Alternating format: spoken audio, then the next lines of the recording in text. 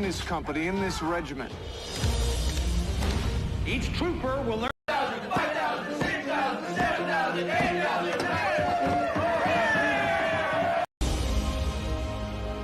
Tonight, we're gonna have to cross the river. These crowds are gonna catch some hell. Do is remember what you were taught.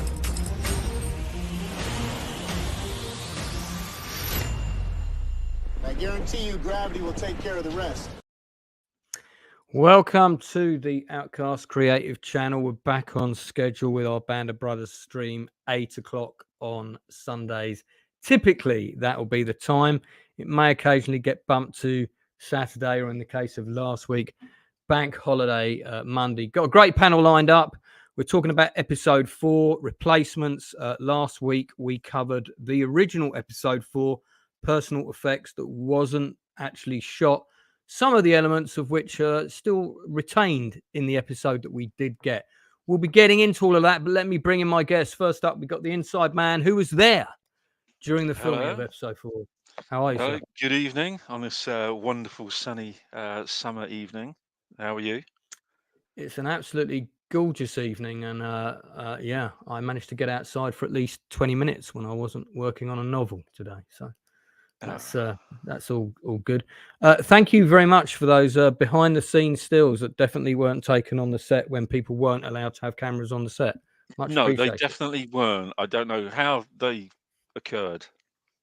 It's fantastic that we got them. Oh, look at that. Critical Drinkers in the chat. Can't think what he's doing here. Dancing Dog Films, present and correct. Razbender, nice to see you. Band of Bigots. Oh, interesting take on the show. Tell us more. Mr. Brown Alliance is here. Navarin, Tim Talk, JF, and the hairy man himself, Cannoli Sasquatch. You can see him currently in the independent film Sasquatch Sunset, which is a biography about his life. Let us bring in our next guest, representing the US of A, Blue Collar Loser. You are muted, by the way, sir. And I still can't hear you. So while you're working out your audio, I'm going to bring in my next guest, Dr. Evil himself, History Bro. Hello. How are you? Hello, sir. And I'm sorry that due to rescheduling, we lost you on a couple of streams, and thus your valuable input and knowledge. But it's great to have you back. Thank you. Last but by no means least, straight from his secret hideout in the Highlands of Scotland, it's the Critical Drinker. Hello, chaps. Ready to give Jerry what for? Oh, he seems to have been replaced by a posh British actor. I don't know what's happened. Maybe it's not really him. Who knows? The drinker has many identities. Thank you for coming on, mate, and especially as I know how rampantly busy your schedule is. So it's always a pleasure to be here, man. Great. Well, look, let's get straight into it. I've actually got the shooting script here, one of the versions of it, at least in any case. I'm just going to pop that up for a second. I'm going to do the usual thing. I'm going to race through more or less the breakdown of the show. But this is the script that went to set. That would be correct, Inside Man. Would that be correct? That's right. Yeah, absolutely correct. And as you can see, the episode went through more than 2 titles. It was later called Holland after Personal Effects. Must have taken them ages to come up with that title. Yeah.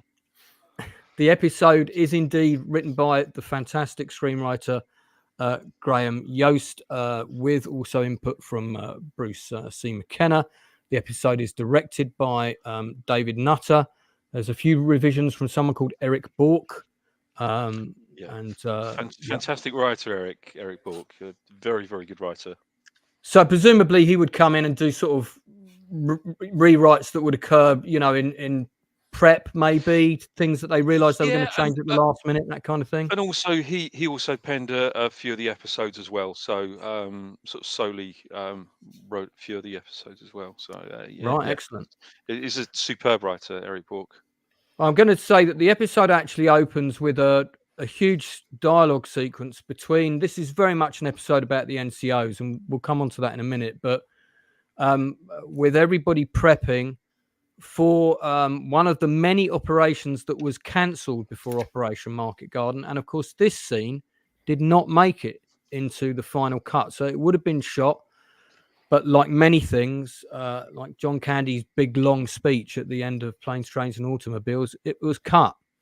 And we talked about the character of Van Klinken last week and how much of the narrative revolved around how Van Klinken, an Easy Company veteran from the Toccoa training days, looked after newcomers like Private Miller, who was played by James McAvoy, and took him under his wing. That narrative is established straight away here in this scene that was cut with this dialogue between Klinken, again, trying to advise Miller how to use his kit and when they're jumping and so on. But all of this scene is all cut. There's more dialogue with Peacock. He's established, and we also establish the other lieutenant who later gets shot in the episode. So there's a lot of character stuff here that was in this episode that is all missing. And I kind of wish that some of this had stayed in, because I do feel like we never really got to know Peacock that well. So was it cut for reasons of pacing, I assume? I think probably running time, pace, yeah. But this would have been the dialogue sort of. Originally, the episodes were written so there was always a big dialogue scene pre the titles. And as it was in post-production, all of those scenes were replaced with the veterans talking instead. And I think a lot of those scenes ended up buying the farm, and this would have been one of them. Yeah. I think also one of the reasons that I would consider that these were cut is because it maybe didn't necessarily fit with the narrative of the overall kind of arc of of the lead characters that we get to know a little bit more. That's what I think. I don't think. I mean, on reading that, it doesn't really sort of add anything. There's no kind of embellishment of the overall story with that in there. No, I think the one thing we do lose from this episode, and I've seen it in other scenes, is the Van Klinken Miller narrative, which because Van Klinken in real life did take Miller under his wing. Yes, he did. Yeah, they were both killed, and it's a shame that we've lost that. And Van Klinken only has one line in the finished episode, and I'll admit I only noticed that one line because I was looking for him this time around to see if anything of him from the original episode 4 script remained, where he had a lot more. And we can see in this opening scene he's got about 6 or 7 lines. So, and then we cut to the pub, which is the actual original scene. But let me run through the narrative of the episode pretty quickly here. So I'm not going to scroll through the script as we do it, because there'll be bits that are missing, and I'll come back to the script in a minute. So we go straight into the titles on the episode. Then we cut to interviews with the veterans, and the veterans discuss about the closeness that were formed between the guys that were there from the very beginning and the new guys coming in, the replacements, aka the name of the episode, would try and impress the older guys. And then some of the vets are talking in these interviews saying, well, we didn't like to get to know them because I didn't like seeing them get killed. And then the last comment of that section is that we had some of the officers were a mixed bunch, but we had excellent NCOs. And having watched this episode again and made copious notes, this episode is all about really how they had excellent NCOs. And it really does focus on the bravery and the leadership of the NCOs. People like Sergeant Martin, played by Dexter Fletcher, Randleman, and other characters. So you really get a sense of these NCOs. Malarkey, of course, who's promoted to Sergeant Malarkey.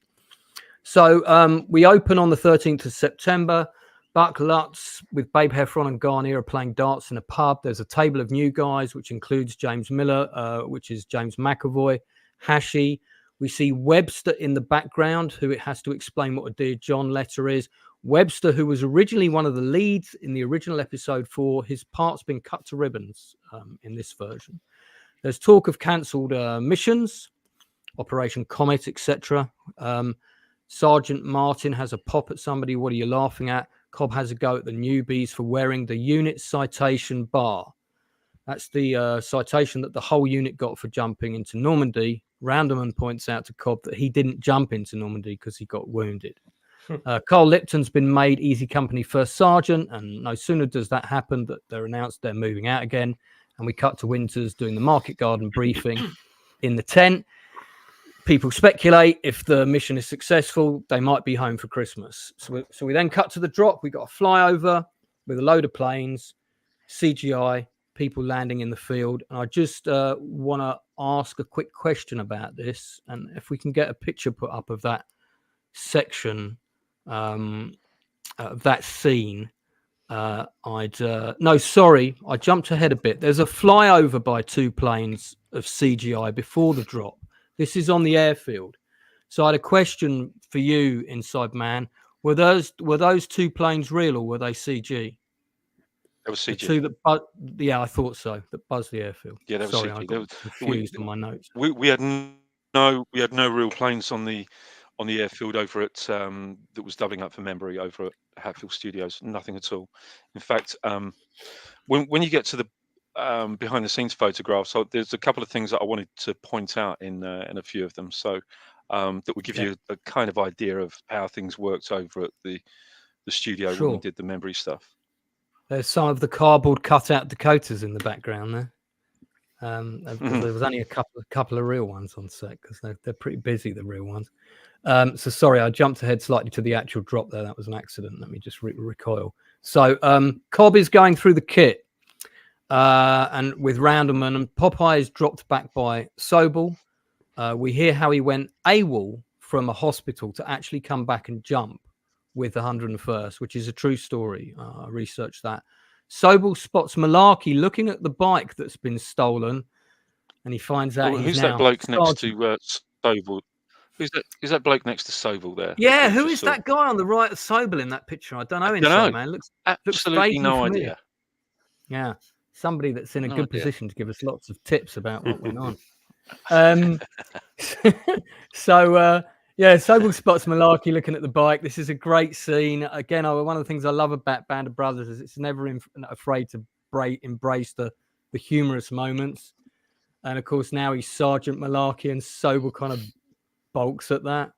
Then we have a little scene with Lieutenant Peacock and Martin where he's asking Sergeant Martin to make sure he taps him at the door when they're ready to jump. And there's some other back and forth with the new guys about how to use their kit, jump ready to fight, that kind of thing. And we then get to the drop.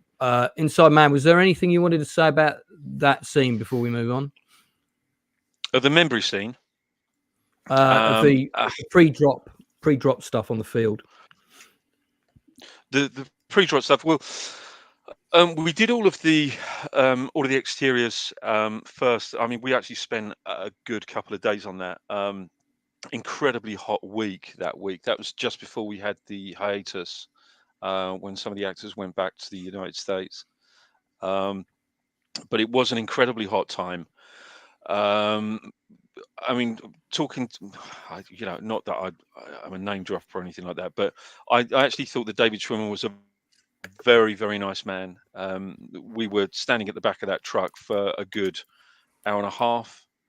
And he had a little bit of hay fever at the time, and we were just talking about different hay fever remedies.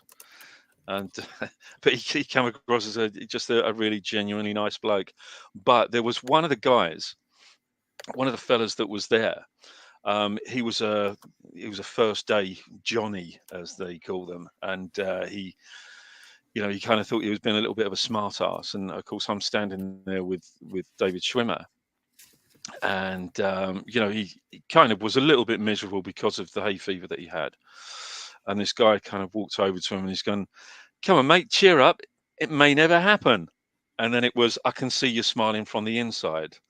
And of course, it's the kind of thing that you just don't say to principal cast. No, so especially not someone of David Schwimmer's standing. No, and then somebody overheard it. I think one of the seconds overheard it, and went over to somebody else, and then someone went over to David Schwimmer, and he kind of sort of shrugged it off, but it was the fact that it was a little bit of sort of set protocol that had been broken. Not that he made a fuss about it or anything like that, but a second AD walked over to this guy and said, by the way, mate, what's your name? And he's given him his name. He's gone, right, okay, you're off. He said, I've just called the minibus for you, so going back to the unit base and get your kit off, checking your weapon. You're going home and you ain't coming back. Why? What's the problem? What did he do? It was the fact that he was trying to crack a funny with David Schwimmer. It certainly wasn't David Schwimmer's fault. But it's the problem is that when you have all these actors that are, they're entirely focused on what they're doing, it is their job, and their own, for the most part, they just want to, get to the set, deliver their lines, do their bit, and go home. He was looking and feeling a little bit miserable that day because of his allergies. And it's just the sort of thing that you don't do. You don't do that on set. There is a kind of a protocol that everybody sort of abides by on set. Yeah, I mean, extras never go up and talk to the lead cast unless invited to do so, basically. Heaven forbid. Yeah. Sounds a bit delicate, if you ask me. I mean, it is. Don't look me in the eyes. No, I don't think it's as. I mean, I don't think it's as drastic. I don't know what I'm talking about because I've never been on set, so don't take me seriously. But it sounds a bit. I think it's probably seen as like, the principal actors kind of have to be focused on their job, and if people are like trying to dick around with them, fair enough. It's. I think it's fine the other way if they're like willing to like hang out with the rest of the extras or whatever and just have a chat with them. I guess that means like, hey, I'm taking a break or whatnot. But yeah, I think it's generally not the done thing that background would go up to them and start. What you've got to remember is if you're on a big day like that, and you saw how many extras there were in those shots we were just on, you've got about 100, 150 people there, I'm guessing, at least inside man, right? And I think on that day it was probably a 250 day cattle call. Right. So that right. So if it's 250 extras, if one extra sees it's okay to go over and chat and distract David Schwimmer and hang out with him, before you know it, 249 more are gonna want to go over and have their moment with David Schwimmer. And now he's not thinking about his role and his next shot and his mark. He's thinking about regaling stories about being on set with friends with Joey or whatever. All right. That's not really the focus you want on your set. So it might sound trivial, but you've got to set a precedent on a big set like that where you can so easily lose control of it. And of course the thing is we were literally just about to roll as well. We were just about to roll. Right. But and you're on I think there were Hanks production, it's not a low budget indie film. The only time I take exception to that pecking order is when you have to form up in line for lunch. And you have to go in order of like principal actors and then like the supporting actors and then like the production guys and then the extras get served last. And it's like, fuck, nobody should get between me and my lunch. That's annoying. Yeah. Again, it's just how it's done, I guess. Actually, I always go and sit with the extras at lunch on my set because I want to know how I spend all the rest of the time with the principals, so I want to know how the extras are doing, and that way I hear about it and I can anticipate it. But we actually had a lot of the cast coming over to us. A lot of the cast were coming over and talking to us and mixing with things, including Tom Hanks. I think Tom Hanks spent an awful lot of time with all of us. Particularly those of us that were like this kind of small group of easy company or easy backup as we were known, the kind of like little bunch of guys that were sort of attached to the easy company actors. But Tom Hanks was very, very good. One of the first ADs was also exceptional as well. But yeah, I mean, for the most part, the cast were really, really pretty good. All right, let me rock through the rest of the plot, and then we got. So this shot I know is all CGI intercut with some people kind of dropping from cranes and things into the ground. I don't think there was any actual parachute jumping in this sequence, correct? Correct. Yeah, I thought so. Okay, so we then cut to the landing. There's a raised dike on one side. There we are. I think my friend Steve Walters is in one of these shots. Now, I'm guessing that raised dike is the same section of road that was used as the raised road on the Carentan set. Would that be correct? No. Oh, is it not? Okay, No. I just thought they No, it's shot not. it from the other side instead of straight up, so because that would make perfect sense to me. Fair enough. Okay, so we've got a bit of interaction with Webster and Crinkleman here. And then they go into Eindhoven town via a field. Randleman advises them not to put on bayonets because it's harder to shoot. An orange flag is dropped from the window. Very well timed there, blue collar. Liberation has come to Eindhoven. And then if you watch in this shot, when all the civilians are celebrating, and I don't know if it's in the next shot, you will see that there's a priest. That priest is my dearly departed friend, art director, Alan Tomkins. There's a interview with him. It's the last interview he did before he died on the channel. It's in 2 parts. And he was art director on Band of Brothers, Saving Private Ryan, and Bridge Too Far, to name but a few. And he's in this sequence as the priest. I remember him telling me about that, and he was dead chuffed. He kind of got to be in it, do this little cameo. Paconti gets dazed from a kiss from a Dutch woman, been there. Peacock tries to keep them moving through the town. Sergeant Talbot snogging the woman who turns out to be dragged away as a collaborator. And then we have the awful scene where the women who collaborated are getting their heads shaved. And if you want to watch a film about the dichotomy of did people collaborate or not collaborate with the Nazis and what happens when those opinions go wrong, watch the film Black Book by Paul Verhoeven. It's an amazing film. Let's keep going. Great film. Yeah, great film. No sooner than this scene is done, we hear the rolling tanks of 30 Corps arriving in the town. The bridges are mentioned in this scene 3 times as an objective. 3 times. I did want to check the script to see if there was a scene still with the bridges that was cut, because I felt like they probably were going to do a scene with the bridge blowing up still. But I'm not sure if that's in the script, but I'll have a quick look in a sec, but let me run through the rest. So we have again, we do see Van Klinken again, Webster, Hubler. We've got the fact we then have them out by the orchard. It's night, so it's later the same day, but it's nighttime. And the family come out from the basement. The boy comes out. Webster gives him chocolate for the first time. There's no mention in this scene of the Easy Company failing to secure the bridge intact. That's now a forgotten objective. So again, I wonder if there's a scene that was cut. We then it's the next day and we're on our way to Nuenen. For anyone who doesn't know where Nuenen is, it's slightly to the east of Eindhoven. It's now effectively a suburb of modern day Eindhoven, but it is just to the east of Eindhoven. And very nice production value. We've got 2 moving Shermans and 2 moving Cromwells in this sequence. A half track is suddenly spotted. Running along the side, Lieutenant Brewer is shot by a sniper. Medics rush up to aid him.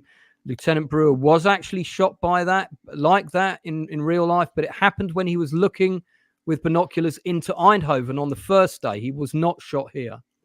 Randleman takes charge of the situation. One of the green guys, one of the replacements, gets a rifle jam the first time he tries to fire. There's a Dutchman at the window trying to warn them about Germans in the town. If you look at the production design in this sequence, there is really nice little details. Some of the things I didn't notice before, things like the bandstand in the town, but you've also got a Dutch telephone box that is very specific to 1940 Dutch towns telephone box design. You know, where was this where the chimneys were with Master? I was about to ask about the chimneys. Where was this detail? Where was this detail of different shows though? Different shows, I suppose. That's right. Yeah. So the 101st soldiers, as they cautiously go into the town, they spot the tiger hiding around the corner. And again, it's like my friend who did the tanks on this show. It's like he got all of his toys and he said they're all going in this scene because all of his vehicles are in this scene. We have it was a tank that nobody wanted to run into as well, the tiger. That's right. Now this absolute nightmare. This sequence with the tiger, and I did wonder if that's one of the tigers from Saving Private Ryan. I think it is, because one of them is still in the UK. That actually looks like a panther. No, I don't know, maybe it's just the angle I'm seeing. That's like because it's got the sloping armor at the front. Yeah, it's the angle because it's covered in all the straw and stuff. Okay. Like that. There's a Jag Panther in this scene. There's an SP self-propelled gun as well. There's basically all the same tanks that were in the episode 3, plus a tiger.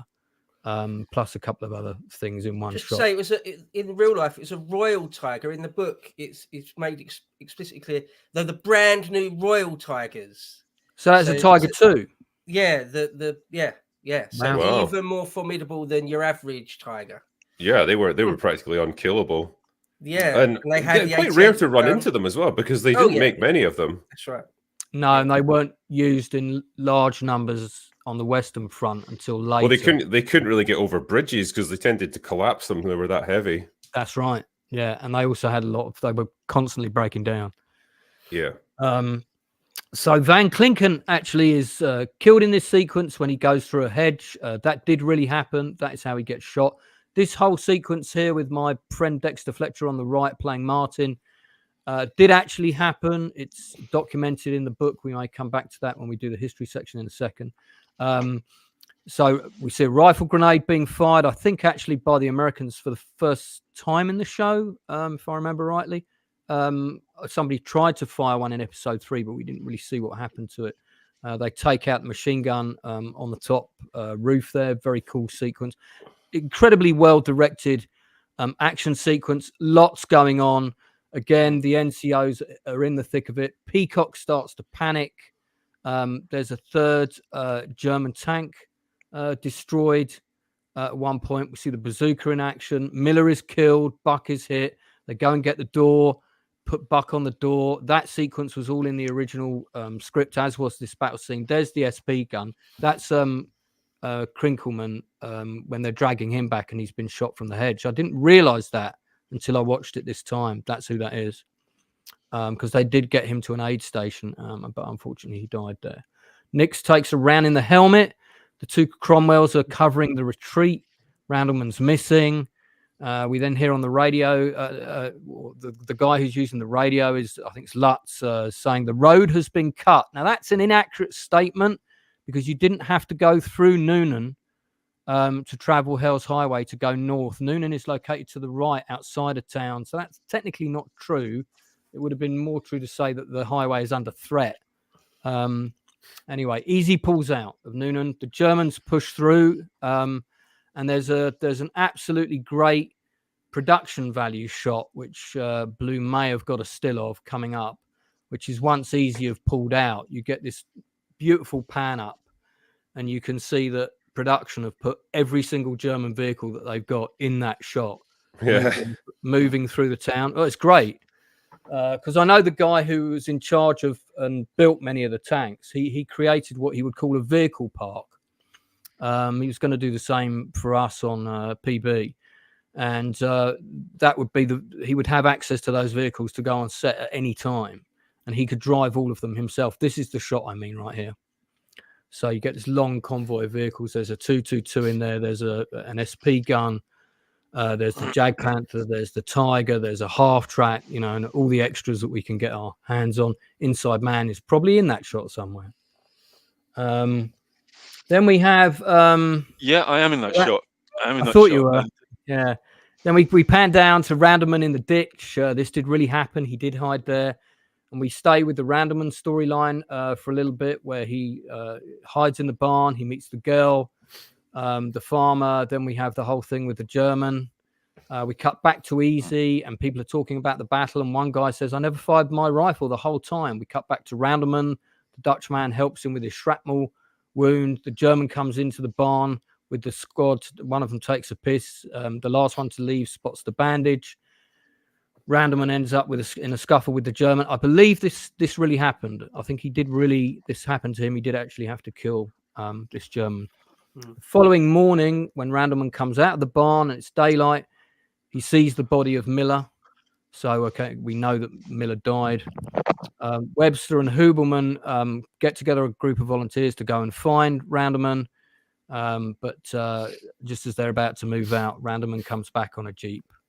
And Easy Company has now been ordered to go to Vagel up north, which is actually where most of the original episode 4 took place. Nixon and Winters have a conversation about Market Garden, how the other division's faring up north, and basically all that we get for the 1st Airborne Division is, I think we're going to have to find another way into Germany.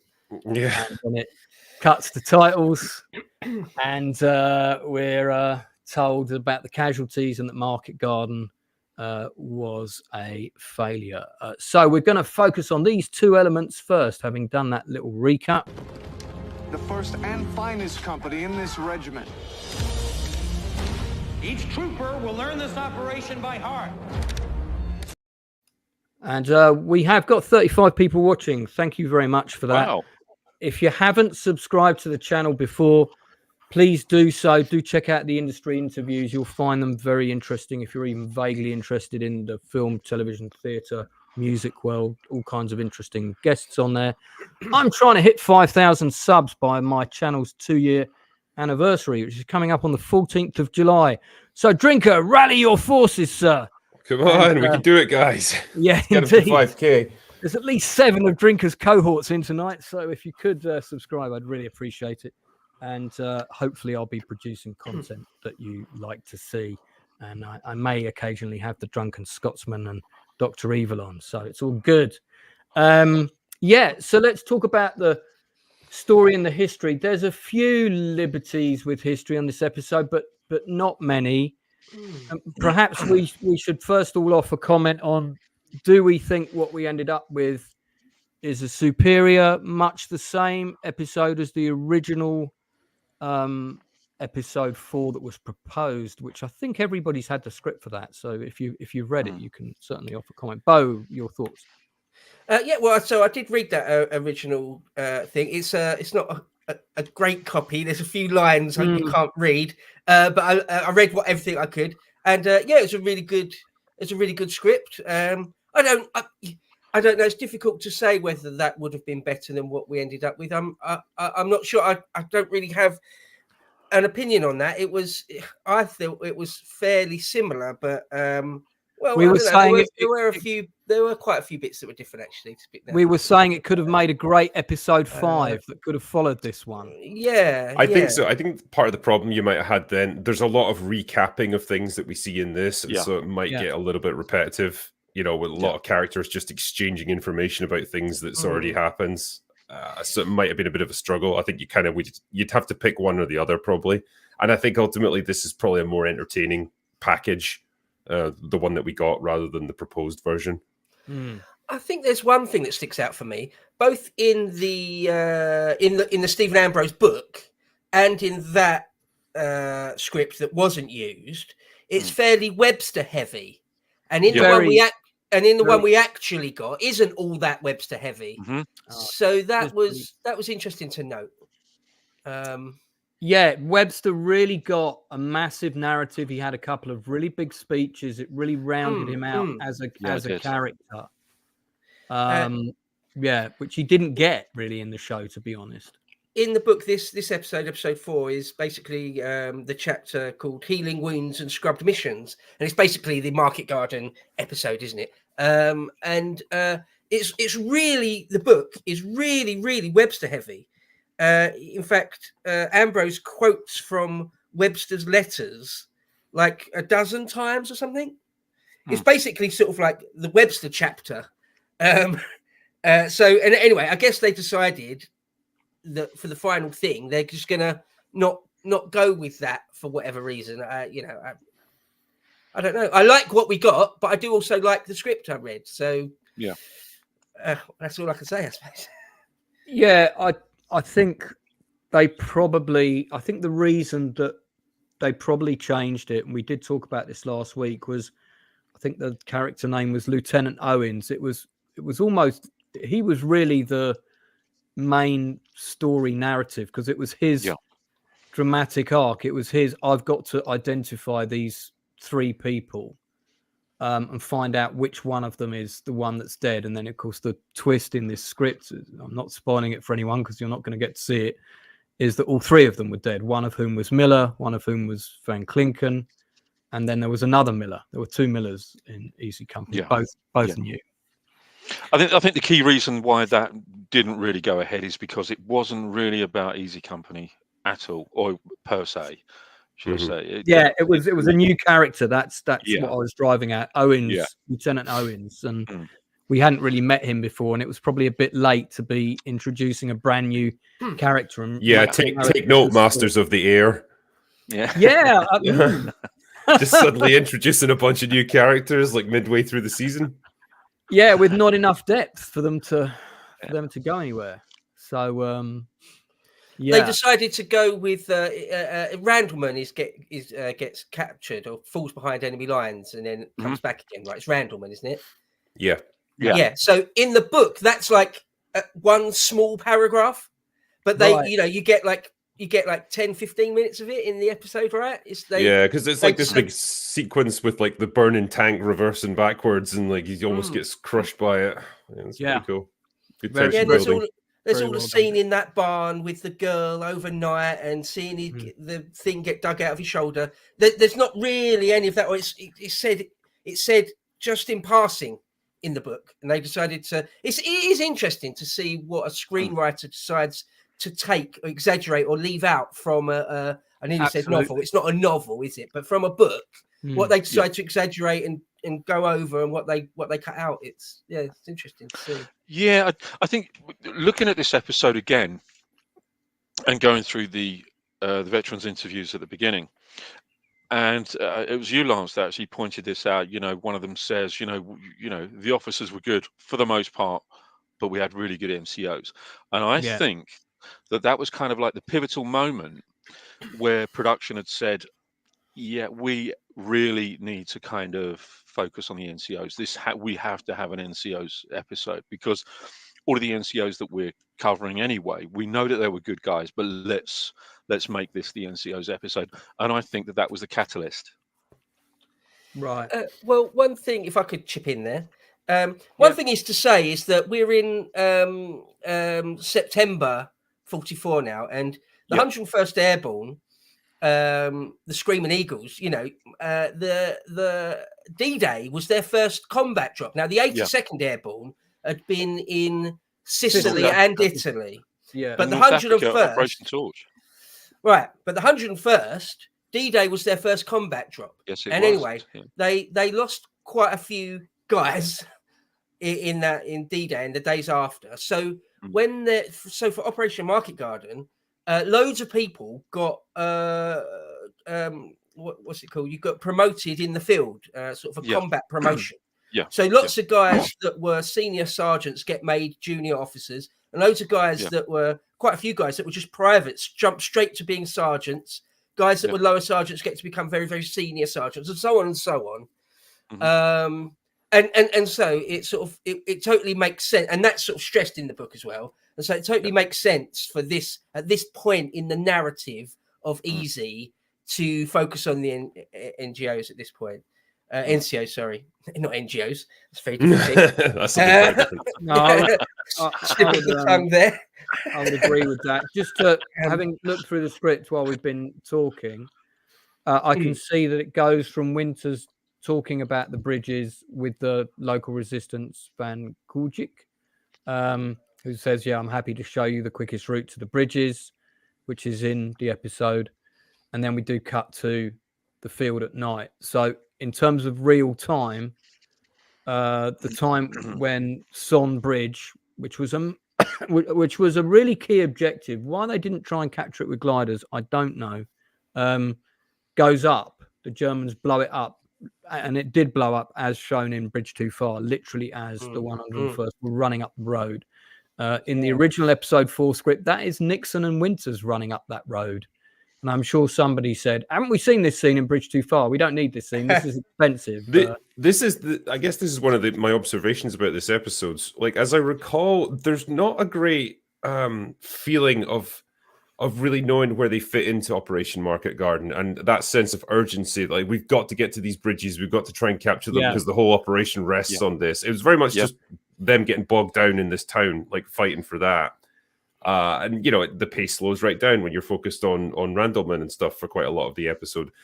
And so you lose that sense of like, oh, shit, like this could end the war if we get this right, and we're not. So I don't know. I didn't feel like as you did with The Bridge Too Far, you really sensed and you felt like what the bigger picture was and how everything was part of that. But I think that's actually one of the episode's strong points, because what you are getting is the insight of the minor cog in a very big operation who doesn't really fully understand where they're fit. It's like, yeah, okay, it's the next mission. Let's go and do it.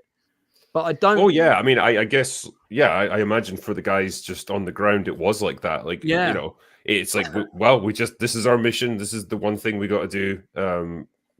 They're just like dealing with problems as they come up. I think just more from the point of view of the audience, because it's such a key event in that stage of the war. It would have been perhaps an idea to just get a bigger picture for people, but maybe that's just me. Michael Hill said he recently met Michael Cudlitz. That's the guy who plays Ranneman. Fantastic actor. Check him out in Southlands if you really want to see him stretch his acting to the limit. A great show, Southlands. And he asked if I was a vet. Had a great conversation about his work on Band of Brothers. Thank you for that post, Michael. He was also in Walking Dead, wasn't he? He was, for a few seasons. Funnily enough, when his character got killed off, that's pretty much when I lost interest in the show. So, yeah, I always thought he was cool. Yeah, his character was cool, and Negan put an end to him. He's directed a few episodes, hasn't he?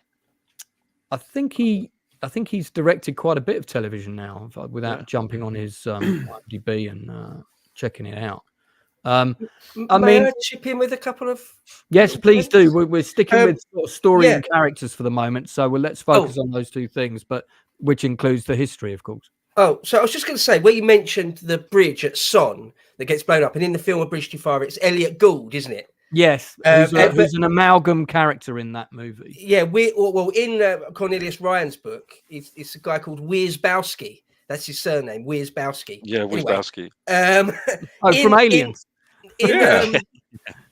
In Ambrose's book, it says it is Winters and Nixon. If I could read this very short paragraph, it says, when the lead American elements were 25 meters or less from the bridge, i.e. right on top of it, 25 meters or less, it blew in their faces. There was a hail of debris of wood and stone. Winters, with Nixon beside him, hit the ground, big pieces of timber and large rocks raining down around them.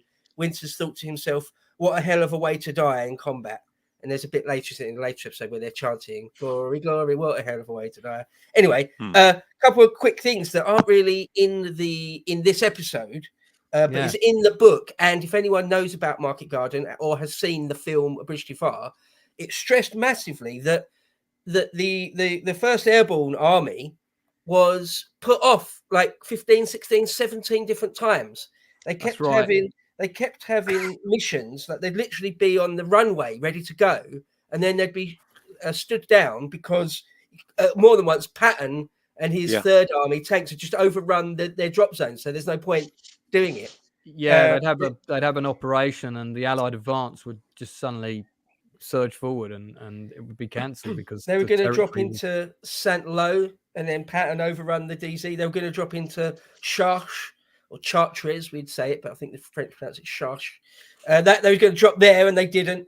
All these sort of bite and hold operations that are perfect for airborne, and then the actual infantry. So maybe it's a bit much to say, a slight exaggeration to say, but that the Allies were sort of spoilt for options, or they had an embarrassment of riches in a way. Especially with Patton. Funny way of putting it. Especially with Patton there. But one thing they don't really point out in this episode, which I think is definitely worth pointing out, or what Webster wrote home, was that when the 101st were getting to drop in on D-Day, everyone was really up for it. Like, just let me at them. I'm going to kill me some Germans. Mr. Hitler's never counted on me. They cut their hair in mohawks. But for Market Garden, no one feels like that, apparently. Hold that still there for a moment, Blue. Yeah, sorry, Bo, go on. I was just going to say a quote from Webster. The boys weren't as enthusiastic or anxious to get it over with as they were before Normandy. Nobody wants to fight anymore. Well, I suppose Yeah. they've been fighting pretty much continuously since June. June. Since, So you're since the talking. Harkonnen invasion. Yeah, exactly. Yeah, I mean that was a big one. So yeah, you're talking what 4 or 5 months of, or 3 or 4 months. Sorry. Yeah. So you're into September now. So yeah, that's a long time, and I can get why combat fatigue would start to play a part. well, and they'd lost a bunch of their buddies. Like I Yeah. say, on D-Day and the month following it, they lost loads of dudes, loads of casualties, loads. Yeah. I mean, Lot- Easy lot of Company was friends. among the highest casualty rate. Yeah, it's really bad. It's funny you mentioned Webster actually, because in that previous script, and I'm sure it must be in his diaries or one of his letters, where he says, somebody had commented, you must be you must be really enthusiastic because you know what to expect. And he said it's precisely the opposite. He said, I'm not as kind of geared up and pumped up for this one because I know what to expect. Yeah. I thought which was actually quite, the kind of the sort of paradox of that. I thought was quite profound, really. But he's a beautiful writer. Webster. Talking of Webster, this scene was in the original script, personal effects, where, and I believe there's a historical citation for this incident, where as they were coming into Nuenen, with you had the Dutchman shout out the window. Actually, what he was asking for, because Webster translates the away, but then after that, another Dutchman comes running up to them and asks Webster for a grenade. I know where the Germans are. I want to kill them. And Hoopler's like, what the hell? And so Van Klinken gives this Dutchman a hand grenade, tosses it to the guy, and the guy runs off with the grenade back into a field. I guess that was filmed but cut. I'm gonna guess, because it's in the script and it was in the original.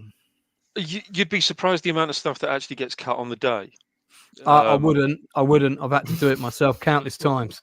Yeah, I mean, literally on the day, you're expecting to film a certain scene, and then you get there, and it's actually that's going to be discarded. So we're actually going to move straight over onto this scene, or that particular piece. We don't really need to have that. That does nothing. Or your tank breaks down in the middle of the street, and causes all kinds of problems. There was one thing Drinker said, or Lance, you and Drinker were going back and forth on the thing. I'd just like to chip in on whether you get the impression of the bigger picture of Operation Market Garden. I actually love the fact that in the film A Bridge Too Far, the Dickie Attenborough one, that you absolutely get the full picture of everything from Arnhem down through Nijmegen, down through Eindhoven, 30 Corps, everything. It does it sort of perfectly, doesn't it? It really does. Yeah, the film's brilliant. And I must say that if there's any criticism of Band of Brothers at all, for me, this is just personally for me, is that they fail to do that in this episode. Like they don't really talk about Arnhem at all. They don't really talk about the Red Devils at all. I mean, it is mentioned it's on once. the map and in the briefing. You see it. But I think in the briefing, I think. Sure, you get it's mentioned in passing and stuff. But I think I agree with Drinker where you could be forgiven if you only watch it once and you're not paying complete attention. You could be forgiven for thinking only at the end of the episode when they mention they're in Holland again and we've got to find a new way into Germany. You're like, oh yeah, they're right up on the Dutch-German border. Oh yeah, almost forgot that.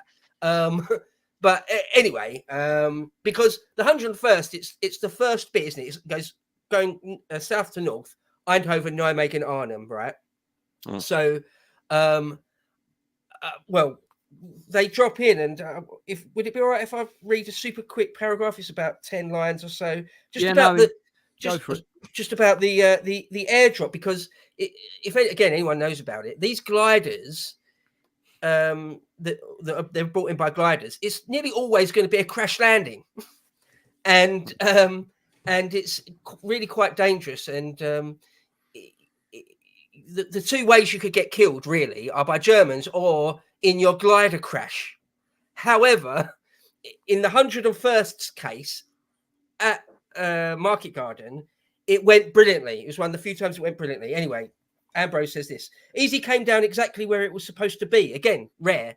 On D-Day, they didn't get that. The 101st was scattered all over the Carentan Peninsula on D-Day. But anyway, they came down exactly where it was supposed to. Virtually all the companies in the division. The landing was soft on freshly ploughed fields in the memory of the men of Easy Company, the softest they had ever experienced. Webster wrote to his parents, "It was the most perfectly flat jump field I've ever seen. Basically, Holland is just a big glorified jump field." The official history of the 101st declared that it was the most successful landing that the division ever had in either training or combat. The only problems Winters could recall was the need to get off the DZ as soon as possible to avoid being hit by falling equipment and landing gliders. "It was just raining equipment," he said. "Helmets, guns, bundles." Malarkey remembered running off the field to the assembly area marked by smoke grenades. He heard a crash overhead. 2 gliders had collided and came plummeting to earth. There was no German opposition on the ground. The company assembled quickly and set off towards its objective. Remarkable, because most airborne landings like that, using gliders, that's an exception to the rule, pretty much. So anyway, I thought that was certainly worth mentioning in the real history section here. Just another thing that I'll add about the real history where the 101st are concerned is that, unlike the other 2 divisions involved in the operation, they had to protect 30 Corps on the flanks on a massive stretch of highway. It wasn't just the front line to Eindhoven. It was the front line all the way up Eindhoven, pass on. Then you had Vegel, Uden, and this stretch of highway was the longest part. It was well over probably about half of the total distance. It really, the whole operation asked a lot. Of their forces on this one, and probably explains why it never succeeded. But correct me if I'm wrong, was it not a huge blight on Montgomery's career? Because this was really his brainchild, wasn't it? And he tried to distance himself from it. I mean, he was the reason he's not in a bridge too far is because, has been said by many people, and Lou may want to chip in on this, he was kind of not really there. He was absent from the direct field command for the operation. He wasn't in 30 Corps HQ. You would have thought a man who came up with the design of this operation, and it was a brilliant design, would have been there doing a bit of middle managing and kind of, banging on some Sherman tanks and saying, "Come on, get moving."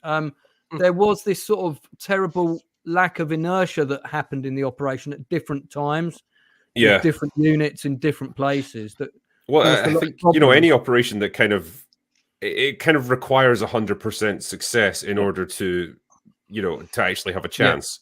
Because if you lose a bridge, then that's it, you're stalled, and you can't get to Arnhem then to relieve your airborne forces. So I think the biggest failure of the operation, I mean, there are 2 of them really, but number 1 is that the airborne element allowed the what would have been Britain's RAF fighter and logistics command to override their decisions on where their drop zones and their landings should be because of fear of casualties to the aircraft from flak. But you only had to look at the lessons learned on D-Day to know it's very simple. Land as close to the objective as possible and then dig in if you're going to wait to be relieved. Not, in this one case, nearly 9 miles away for one unit of the British Airborne. And the second thing, combined with that, was the failure to capture Nijmegen Bridge on the first day.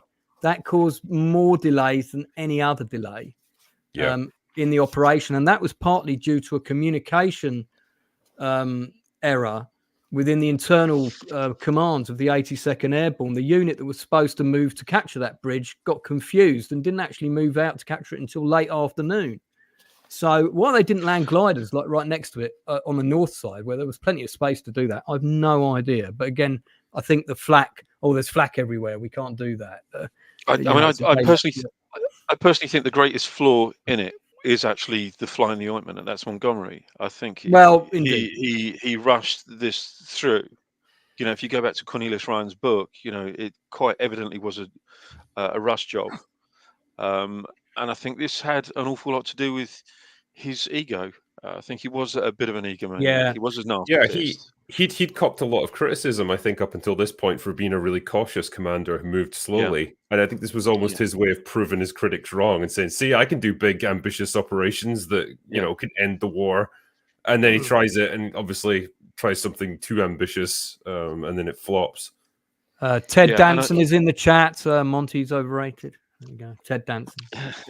Saving Private Ryan. If I could chip in on Monty. Yes, please do. I was setting this up for you, Bo, to leap in with your flaming sword. In Cornelius Ryan, there's loads. Like the first, probably third of the book really talks about Monty, the planning phase, Ike's relationship, Walter Bedell Smith, that's Ike's chief of operations or second in command, chief of staff, and the relationship between Eisenhower, Monty, and some of the other big hitters like Patton and Omar Bradley.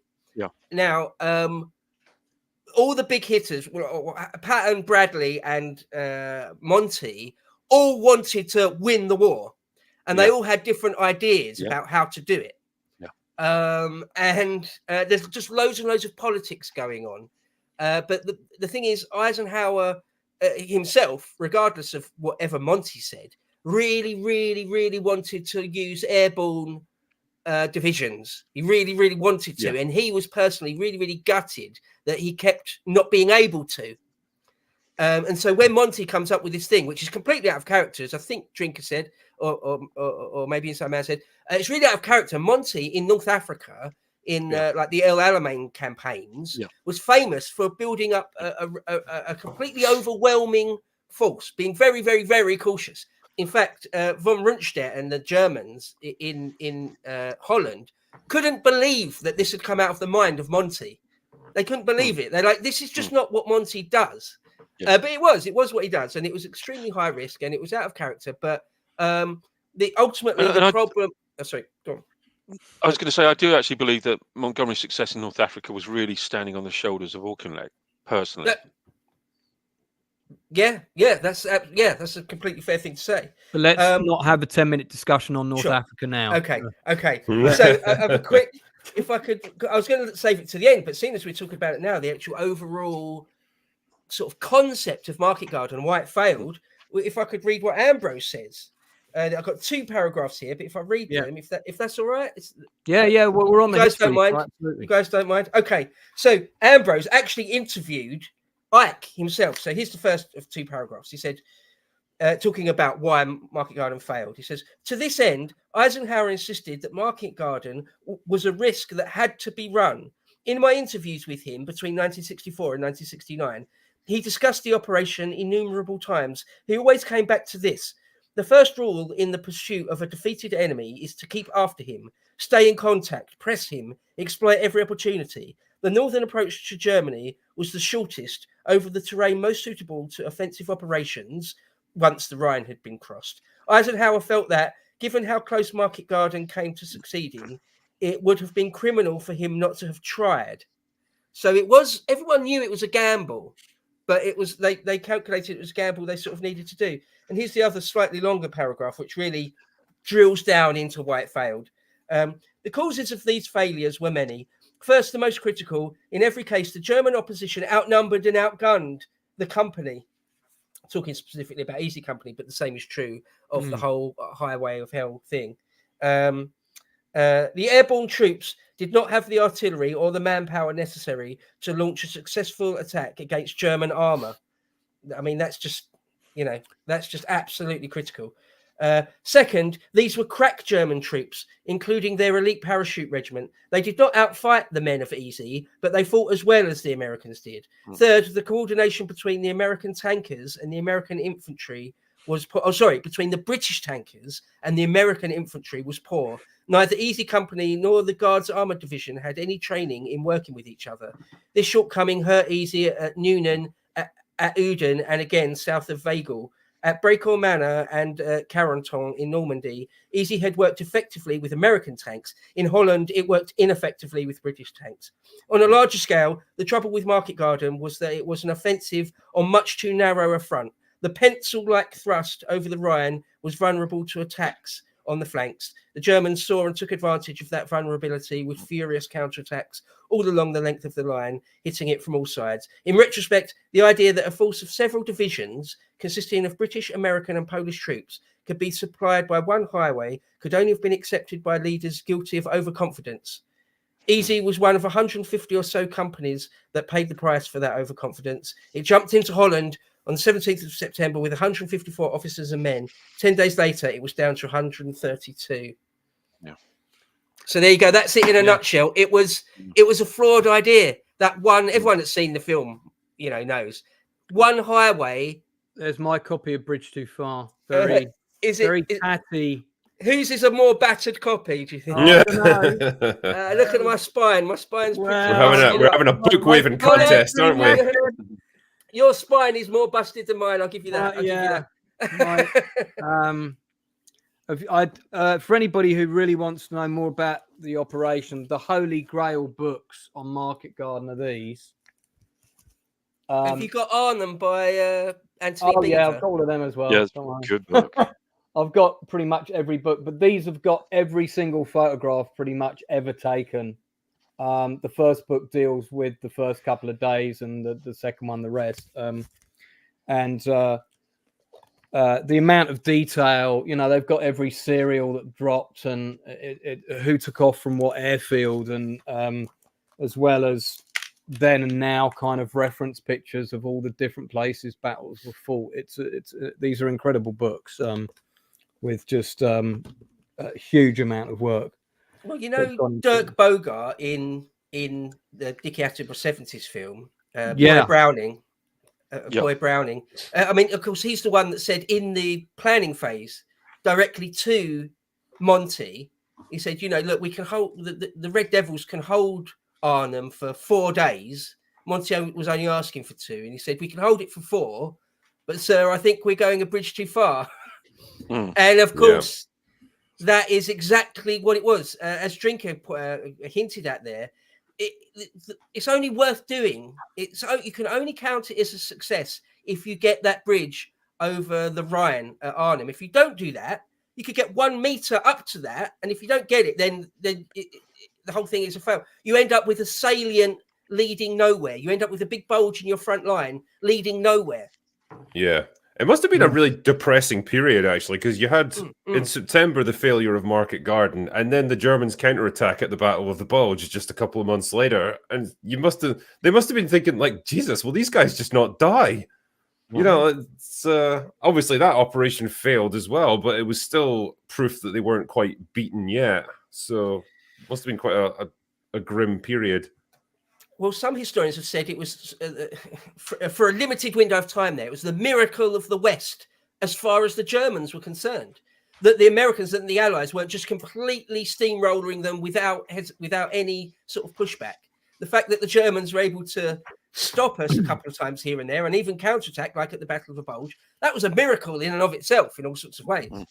There were a few other sort of not as well publicized calamities in between the two, like the Battle of Hertogen Forest, and where huge numbers of Americans died. I dashed back in the other room to show you guys this, as I feel it's on topic. This is the personal biography of General Sosabowski. Wow, I've never read with that. all the Polish brigade's personal pictures of the operation in it. Cool. The book itself is in Polish, so okay. I had to get Drinker to translate it for me. Naturally, yeah. But it's got amazing pictures from the very beginnings of the training of the brigade, all the key officers, and of course, in my Paratrooper TV show, one of the episodes is about the Polish at Arnhem, told from the point of view of Sosabowski's adjutant, there's a picture of here.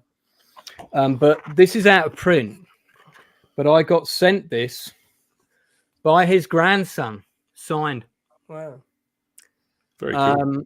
And from the Sosabowski family, House Sosabowski, because I was at one stage in my life, I was designing an Arnhem board game, and that was how I ended up getting in touch with them because I wanted the most accurate information on the Polish possible. There is one question that I really would like to ask, and that is, and what of the Germans?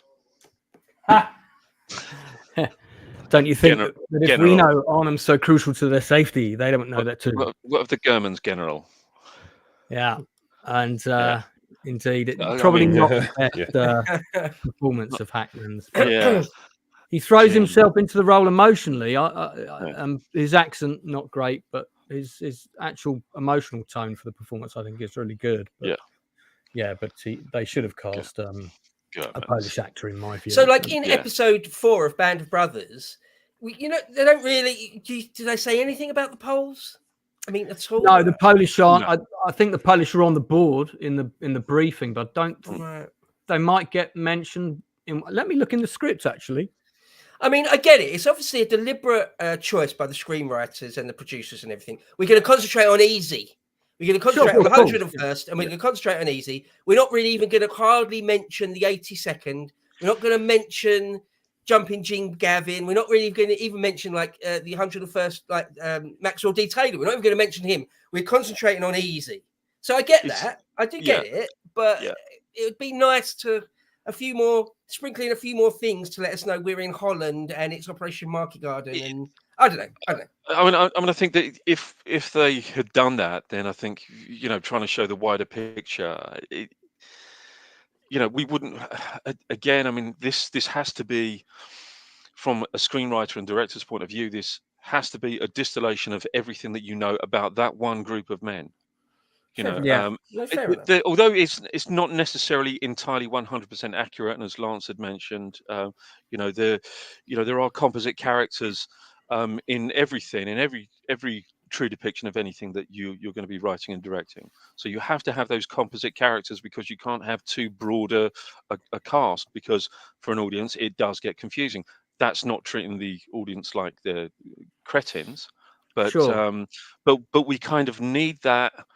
We need that focus. I think anything more that's outside would really be a major distraction and detraction from the accomplishments of Easy Company.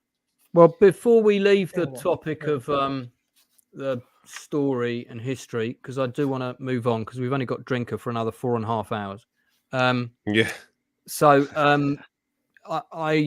I will say that the one thing I think that the episode does fail to do, it's not a failure in the grand scheme of things, because I previously wasn't aware of it. I'm only, I guess, with my producer's hat on, now I've seen the previous script and now I've seen the original script for this episode. I feel that they failed to establish the paternal sort of big brother relationship with Van Klinken and the new recruits. His dialogue was cut to practically nothing. So there was no emotional sense of loss when he got killed. He was really basically, another extra's been shot. I don't know. I mean, I would actually disagree with that. I think, we get to feel that kind of sort of emotional tug, when he removes the PUC. And then, of course, as we go through the episode, I think the real gut punch is when we have the kind of text at the end of the episode. I think that's a kind of like, shit. Yeah, I think that actually conveys it. I feel it could have been. I feel if they kept some of his dialogue in, I'm not talking about the personal effects script. I'm talking about the actual replacement script. Me too. I feel if some of Van Klinken's lines would have been left in, I would have been like, shit, that guy's got killed. Whereas when I watched it the first 15 times, I've really only noticed his character since I've been digesting it to watch it now and making lots of notes. And I'm making note on who all the extras are in every scene, because all of the extras, or even what we would call regular key background characters, they are all playing named characters. They are all playing real people. I've noticed that. So even if they were extras, they would have been told you're playing Private so-and-so in this scene, so that there's good continuity in that sense. But we do lose the emotional investment in him. He's not one of the regular guys I've come to know and love. Whereas if Malarkey had got killed in this episode, I would have been, oh no, because I feel like if I've any criticism of the episode, and it's a minor one, it's that, but I do feel like I got to know Miller. So when Miller got killed, I felt it. You see, Lance, before we move on from the history thing, sure. Could I get all my stuff out of the way? It's only a couple more points, but I mean, you can talk about the history on the other sections as well. Oh, okay. You don't have to tuck it all in now. Oh, all right. Okay. Not like you're not allowed to talk in the other bits. Okay. All right. Fair enough. Because I dare say some of them will probably tie into some of the other things we'll cover. Okay. But is there anything? Do we feel were there any sins here? Did they commit any historical inaccuracies? I can't. I think it's for me. I don't think it's a case of historical inaccuracies. I just don't like the fact that British are always portrayed as either, oh God, blimey, love a duck, I should go, or it's another Pimm's. It's kind of it's one or the other. Oh yeah, the guy, the tank driver. Yeah, someone in chat mentioned that as well. How it's like, why does he have to be the guy with the stick up his arse who's like, hey, my rules don't permit unnecessary destruction of property. It's like, you're in a war. Yeah, things get destroyed. Now, funnily enough, there was that's a true thing, that there was the reason for those orders was because the Dutch Irene Brigade, which was like the Free Dutch Mobile Brigade or Princess Irene Brigade, they members of the sort of royal Dutch household, a unit made up of the cooks and gardeners and things that used to work in the royal palaces in Holland. They were traveling with 30 Corps, and they were part of 30 Corps, and they were sort of involved in minor. They weren't given any important jobs to do, but they were part of 30 Corps, and they were going up the highway.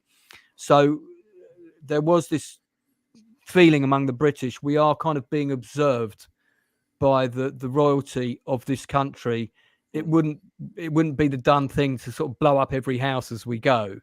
So there was this kind of standing order of no destruction to Dutch property unless absolutely necessary. And that conversation on that tank apparently did take place. If you believe, I think of a sorts, I think it did. If you believe that account, I mean, we haven't got the British guy's word for it because he's dead. That's what I was going to say. In this episode, they omit things, but anything they don't admit, anything that you do get to see, is really accurate to the Ambrose book. Like really, really accurate. All the dialogue is exactly the same. So if you accept that Ambrose's research is spot on, and although it might not be 100%, it is considered pretty damn good. It is considered, he's not. No one's perfect as a researcher, but he is considered pretty damn spot on nearly all the time. So if we accept that Ambrose has got it right, then they copy Ambrose in this episode exactly. So although I agree that quite often British are shown as cliches in Band of Brothers, they're either called blimey governor, aren't they, or they're extremely posh. That exchange is word for word. So I don't know if that particular English tanker had to stick up his ass or what Lance just said is absolutely true. The Queen of Holland was insisted that nothing gets damaged in her country. Like completely. They wanted to try and keep civilian casualties light. Now, James Woolard says that James Holland did a piece on this episode and claims that there was no order not to shoot on houses. I have to say, Ambrose is not my only source on that order, that standing order, because Ambrose is known for getting things wrong. Lots of mistakes in the Pegasus Bridge book. So I do check my sources other than Ambrose. I have it from other sources that there was an order for that. In A Bridge Too Far, Monty is told explicitly by the prince, the Crown Prince of Holland. Yeah. That you've got to try and hardly damage anything and don't kill anyone and all that stuff. So I think that's. Yeah, I think it's a bit blasé of someone to say there was, because it might not have been an official order that got passed around on paper, but it might have been a word of mouth. This is what's coming down from on high. That is you're it. going to be in hot water if you put a round through the mayor's town hall in Uden, you know. So don't, unless there's a German machine gun nest in the mayor's town hall of Uden.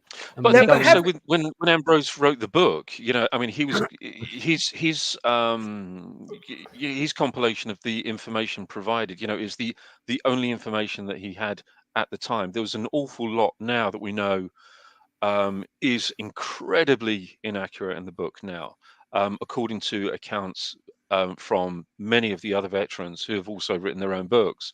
And there's a plethora of books written by members of Easy Company, former members of Easy Company, that give a completely different take on the Ambrose book. But with the information that he had at the time, this is accurate. Right. Yeah. Well, having said that about the tanker, the British tanker there, even if he had got orders from up on high, from division or from regiment or division saying, you know, don't blow up any houses unless you have to.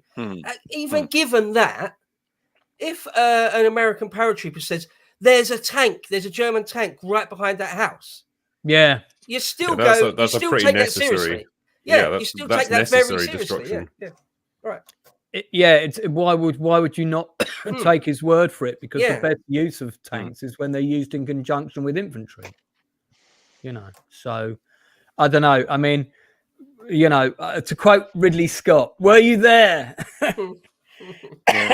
And none of us were, so we can't say definitively what happened. I think there may have been scenarios like this, but you know, I mean, hey, we'll have to save that debate for another day. Okay, let's move on to the actors and the characters and the performances and that kind of stuff, and who we focus on in this episode and how they turn out.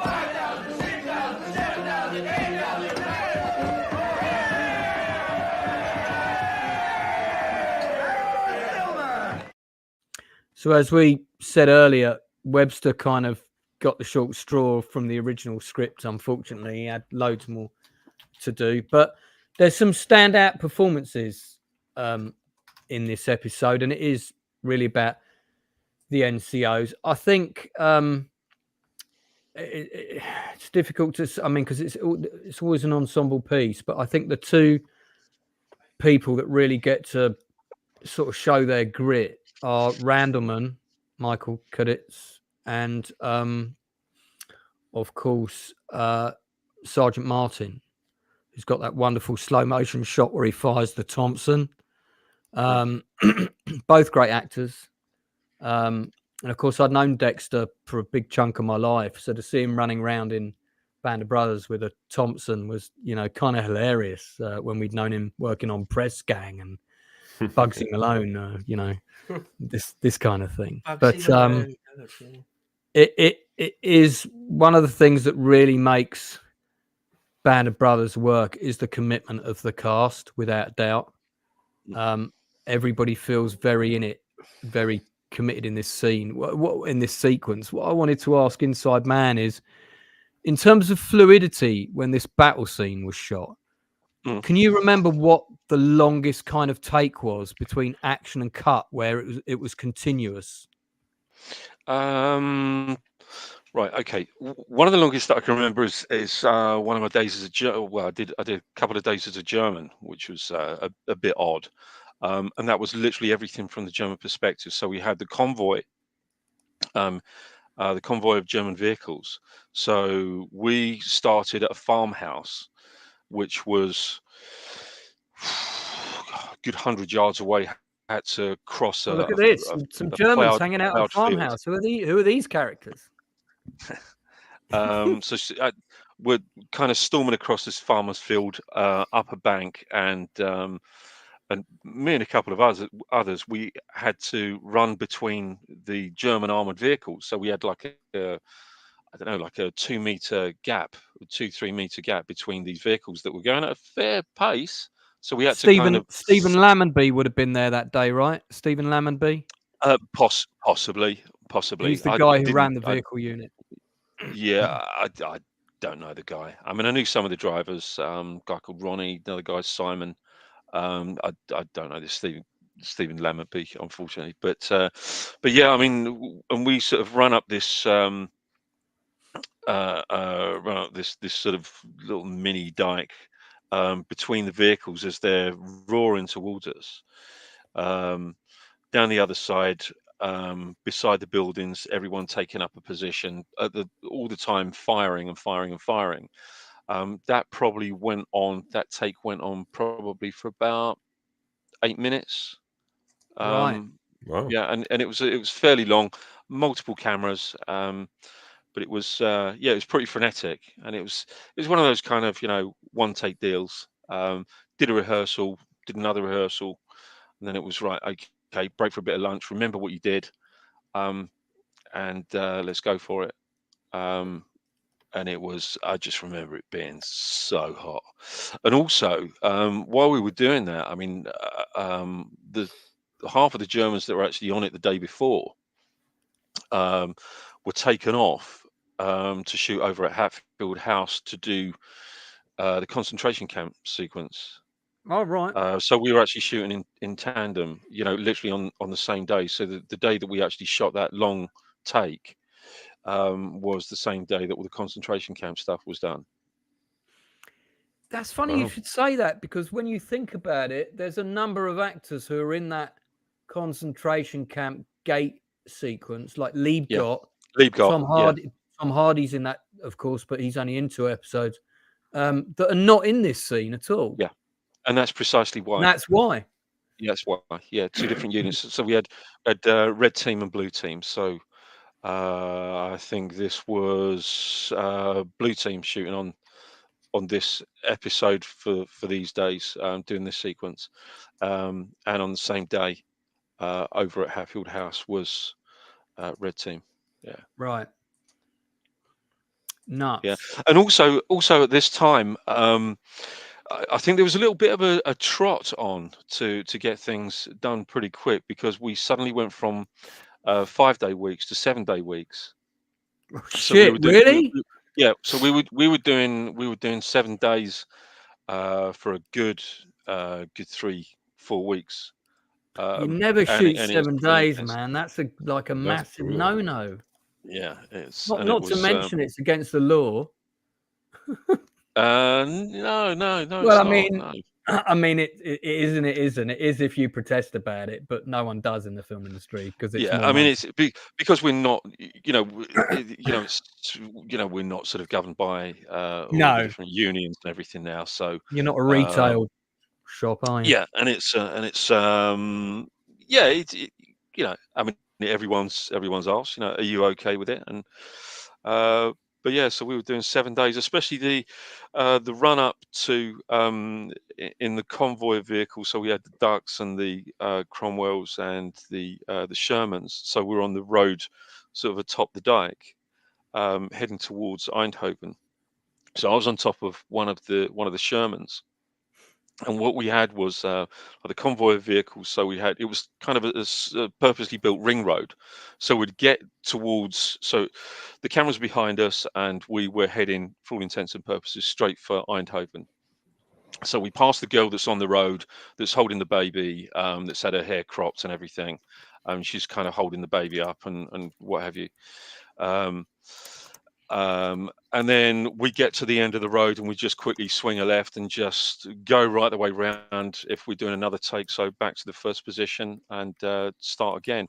But there was one point where me and a couple of guys were sitting on top of one of the Shermans. And remember, these dikes weren't small. They weren't tiny little things. They weren't just tiny little ditches. I mean, they were big. I mean, they were really big. I mean, I would say 30, maybe higher than that, about 30 foot. These roads were sitting on top of these 30-foot sort of, dikes.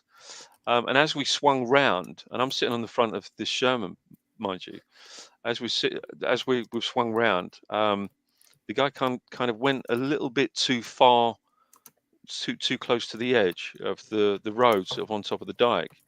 And he just stopped. The half of the track on the right side was right over the dike, and we were literally just, perched on the edge of the dike, just looking straight down. And I thought, if this goes over, I'm literally corned beef. That's it. Yeah. Yeah, you're gonna have 50 tons of tank on your head. Yeah. Yeah. Yeah, But it's no joke wrangling vehicles of this magnitude, and no. with these bearing in mind, safety. bearing in mind all the smoke that they're chucking up and everything, but even then, they weren't chucking up enough smoke. So what happened was, so that they were chucking up all the smoke, when they were shooting from the different angles, like from the front, what the special effects guys would do is they would hook up a bunch of chains on the back, split open 3 or 4 bags of Fuller's Earth, tie them up, chain them up to the back, and they would literally just be dragging these bags of Fuller's Earth. So, of course, you're getting all the dust being chucked up to give it a little bit of that sort of atmosphere. Right. How many? I mean, I guess we're kind of going off the topic of cast and characters. Has anybody, before we move on, has anybody got anything else they want to say about the actors in this episode, or any of the portrayal of the characters in particular? Any comments? I actually thought that Dexter was my favourite in this episode, to be honest with you. He is good. Yeah. He is good. He loved firing that Thompson. You can tell. Yeah. Can't you? Oh, yeah. Love firing that. Yeah, I loved his incredulity as well when he's talking to the British tank driver. There's literally a tank behind that building. Why won't you shoot it? You're going to see him again real soon. You keep going. You're going to see him real soon. Yeah, it's well played. Indeed. Okay, well let's move on to the next section, and because we're straying into it already, and talk about Tonight, we're gonna have to cross the river. These crowds are gonna catch some hell. So I mean, as I've got the tank up on screen, I mean, there's roughly about the 2 Cromwells and the 2 Shermans. They could all move right inside man, because they're all moving in that first shot when they're driving into town. Is that right, that they could all move? Oh, suspense. Might have dashed to the loo. Oh, yes. Okay. So, and then you had about 6 or 7 moving. Yeah, German it looks like I've got a little bit of a vehicles. lag going on. Sorry. That's all right, mate. No problem. 6 or 7 German vehicles, most of them firing various blank pyros of differing degrees. How many days shooting are we talking about for the Nuenen battle sequence, roughly? Stuff that I did as a German was that was about 4 days. The rest of it was pretty much a week. I seem to recall. So roughly about there was a couple of days where I was kind of shifted over. Yeah, around about that. I mean, but I mean, that was actually tell a lie. That was actually 2 weeks. It was about 2 weeks solid, plus about 4 days as a German. Right. So around about 2.5 weeks. Was it more fun playing easy, or was it more fun playing a German when you're doing the battle days? Well, it's funny because with the time that you're sort of with, you're in the American gear, and you looking at some of the guys that are dressed in this really cool German stuff, and you think, I wouldn't mind giving that a go. And of course, when the opportunity arose, I thought, yeah, I'll have some of that. Yeah, just start firing a few German weapons, because I mean, all the weapons that we were trained on were all the American stuff. The 30 cal Browning, the Thompson, the BAR, the M1 Garand, and the M1 carbine. So we all knew how to fire all of those weapons, but of course we had to kind of go back. I mean, the K98 Mauser is a pretty easy bolt action rifle anyway, but still had to sort of go back to Simon Atherton, the armourer, just to get a little bit of a refresher, just to make sure for health and safety that everybody knew exactly what they were doing, how to load it, how to keep it safe. And so it was quite fun. It was fun. Just really, I remember thinking, I love these boots. You can see how hot it is in this shot, because all the crew are like wandering around in like shorts and flip flops and t-shirts, and stuff. Yeah. You've got like Yeah, 3 yeah. layers. You know, fucking must have been dripping. Yeah. And believe it or not, literally, I mean, funny enough, that day we actually shot this day. We actually shot a bit where we're kind of sort of playing baseball and we're chucking a football about and everything, and quite a few of us, we were kind of like deep background, and they said, right, okay, so you can lose your smocks, lose your shirt, lose the rest of your gear, so you're just in the vest. So we're in like this vest, or as our American cousins call it, a tank top. So we're in these vests, and by the end of the day, by the time I got my kit back on here, I mean, I was really sunburnt. I mean, all my back, my neck, my arms was in absolute agony. And yeah, it was hot. It was really, really hot. This was June, and as I said before, it was just before we were ready to break for the hiatus. I mean, next to me there, I mean, to my left, that's the truck with the motorcycle on, I believe, isn't it? Yeah, the Malarkey Yeah. Sobel truck. Yeah, yeah. Absolutely. In terms of the deep background. Sorry, right the way behind me. Right the way behind me there. I mean, if you get that other picture up of the hangar, and the Dakota coming out of the hangar. I mean, that's kind of like right behind me, sort of further up the airfield, where we had a lot of the cutouts and everything. And that hangar itself, I think is it image number 1, is it? There's another one of the Dakota partly out the hangar. Yeah. Where is it? Another one you mean? Another one you mean? Yeah. I got it. But that hangar, that hangar itself, I mean, that's literally just a flat piece of plywood. Really? So you had the Dakota. Yeah. Well, that hangar there. Yeah, it's just that hangar is that's all painted ply. Yeah, that's completely flat. There's no. Yeah. So there's no back to it. I thought they were using some of the real supported. hangars. I thought they were using some of the real hangars left over at Hatfield. Yeah, that's complete. That's that's completely a completely flat piece of ply, and that C-47 emerging there, or just in the background there, that's actually painted onto that sort of background there, and you can see just at the top right of the frame, you can see the prop from one of the other cutout Dakotas there. Yeah. So it's just kind of in the foreground. Yeah. But yeah, I mean, it's amazing what they, what they managed to do. The art department were superb on this. But it was, weird turning up, just seeing this kind of flat piece of plywood from the back, and then, you get around the other side, and it's like, whoa, that's pretty amazing, because it's all shot from one angle, and it looks great. It looks great. I think, I didn't realize even in that photograph, it actually looks pretty good. Alan Tomkins did an amazing job with those flat Dakotas, and that was actually a trick that he first learned on Bridge Too Far. If Drinker, if you remember the scene with Sean Connery where he's waiting by the Jeep, and do you think everything can be fixed by a cup of tea? Do you remember that scene? Oh, yeah. If you look in the background of that, you can see that there's a couple of anti-tank guns, and then past them there's gliders, and all those gliders are actually flat packs with scaffolding behind them, which is amazing. Yeah, right. It's the magic of movies. Yeah. I mean, but that technique actually goes way back to the silent era. In fact, it goes even beyond that. So it goes back to theatre.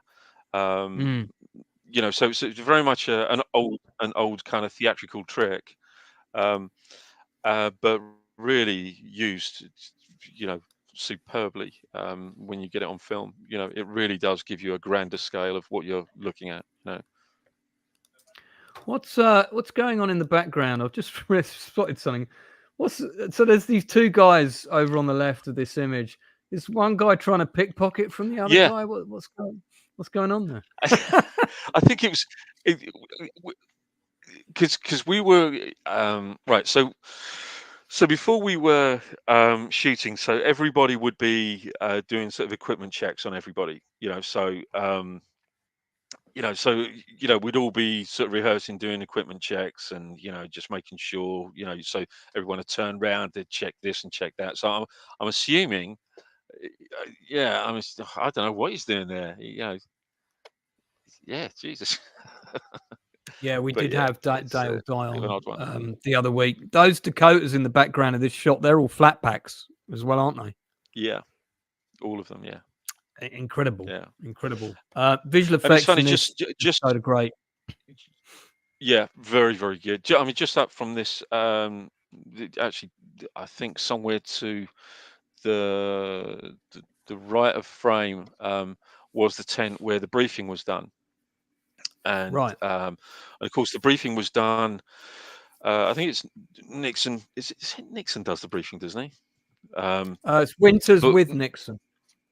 Winters with Nixon, but they weren't there. So we actually had one of the prop guys that was just kind of reading the dialogue out, and we're all sitting there. So the cameras were facing us. I was at the back of that Right. tent, and I can tell you now, it smelt like the tent itself.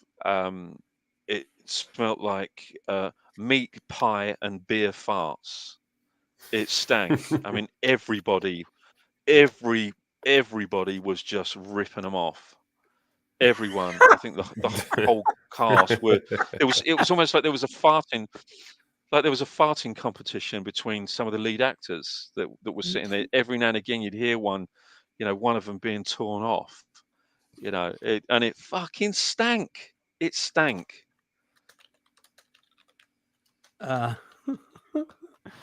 Okay. I know we're going to lose Drinker in the not too distant future, because he's got to get up to do a parachute jump tomorrow. Well, that's the problem. Yeah, it's the busy life of the Drinker. Do you want to give just your thoughts on this episode, mate? Yeah. And hopefully we'll get you back on for a couple more of these. It'd be great if you could come on the last one, because that's really where I want to sort of get into the perspective and opinion people have of the overall impact that this had on our television culture and TV programming by HBO and so on. But we won't do that today. But just your thoughts on this episode in particular. Yeah, I mean, overall, I think it's a good, solid episode. I think there's some great set pieces in there. Obviously, as you mentioned before, they made full use of the fact that they've got some working, moving tanks there, and they did a lot with that. Some good character moments as well. It was nice to have that time with Randleman, for example. And yeah, from a production, visual effects point of view, nothing too bad to say about the episode. It's not like an absolute standout for me, like on a sort of gut emotional level or anything, but it's just a good, solid sort of combat oriented episode, I suppose, that shows where we were at that stage of the war. So yeah, good stuff. Do you have a favorite episode of Band of Brothers, that one that sort of really hits you more than the others, perhaps? I mean, the concentration camp one is it hits you like a ton of bricks, really, doesn't it? That's a tough one to watch. God, yeah, I cry every time. Yeah, so I mean, that's probably the one that gets you the most. The one that I like, I can't remember which episode number it is, but it's where you get to see.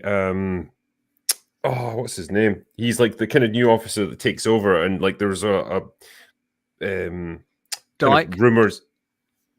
Foxhole Norman, Lieutenant Dyke, Foxhole Norman, the one who's constantly absent. Is it? No, it's the guy who's like, there was a lot of rumors going around that he was executing German POWs. That's Spears. Yeah, Spears. Yeah, like, so that episode where they got to assault a village, and like it kind of just falls apart because the officer sucks at his job, and Spears has to take over. Like, I remember that being a good set piece battle. I thought it all came together pretty well. Yeah, he charges through the village. He runs through twice. Yeah. And like, because nobody could believe that he would do something so dumb, and so the Germans don't shoot him. So it's pretty cool. Yeah, just absolute balls of steel, that guy. Well, Drinker, thanks so much for coming on your Sunday night, especially after a serious night of Scottish drinking the previous evening. Do you have anything special coming up you want to plug or mention at all? In terms of coming up next, probably tomorrow. People have been asking me forever to do a review of Attack on Titan.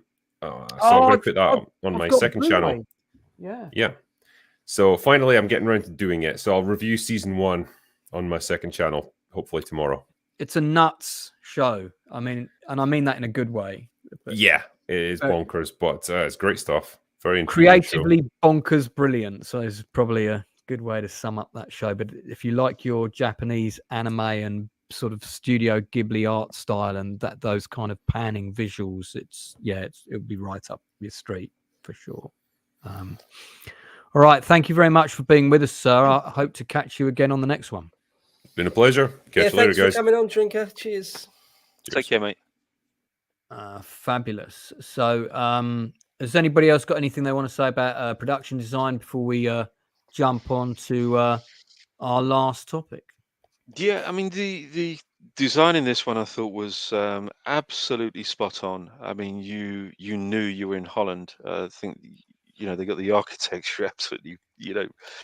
There's no chimney faux pas in this one. I can tell you that. No, there weren't. And I was looking for them. This is. I'll bet you were. So this is the Nuenen set, but later it's also the Foy set. Is that correct? Sorry, I've just reduced my screen, so bear with me. Because there's snow on the roof. Yes. Yes. No. Yeah. Yes, it is. Yeah. So I'm wondering if this is the Nuenen set. Yes, it is. Under preparation. This is what it evolved into. Yeah. Yeah, it's in the process of being redressed for Foy, I'm guessing. It's exactly that. It's exactly that. It is exactly that.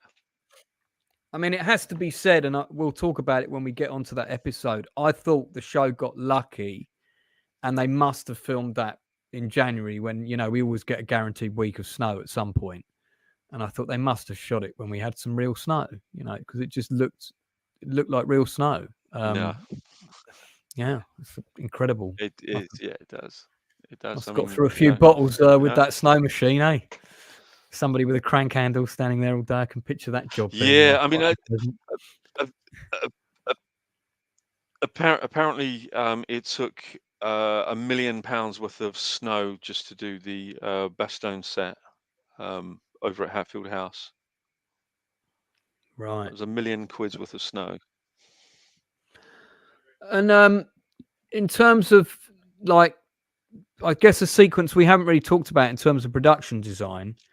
And I know there's a CGI shot in that. I don't know if Blue, if you could get this frame up for me, is the Eindhoven liberation scene, which I think of all of the show, that is the day that involved the most extras. Am I right in thinking that of the entire show? Yes, it was. Yeah. And funny enough, one of those guys that's in one of the pictures with me, the guy that's actually to my left, he actually played a Dutchman in this, and he was kind of like a bit pissed off that that we were getting all the action, and he had to put on an ladies. Orange, yeah, and he had to put on an orange jacket, so he was walking around with an orange jacket all day, and it didn't look particularly cool.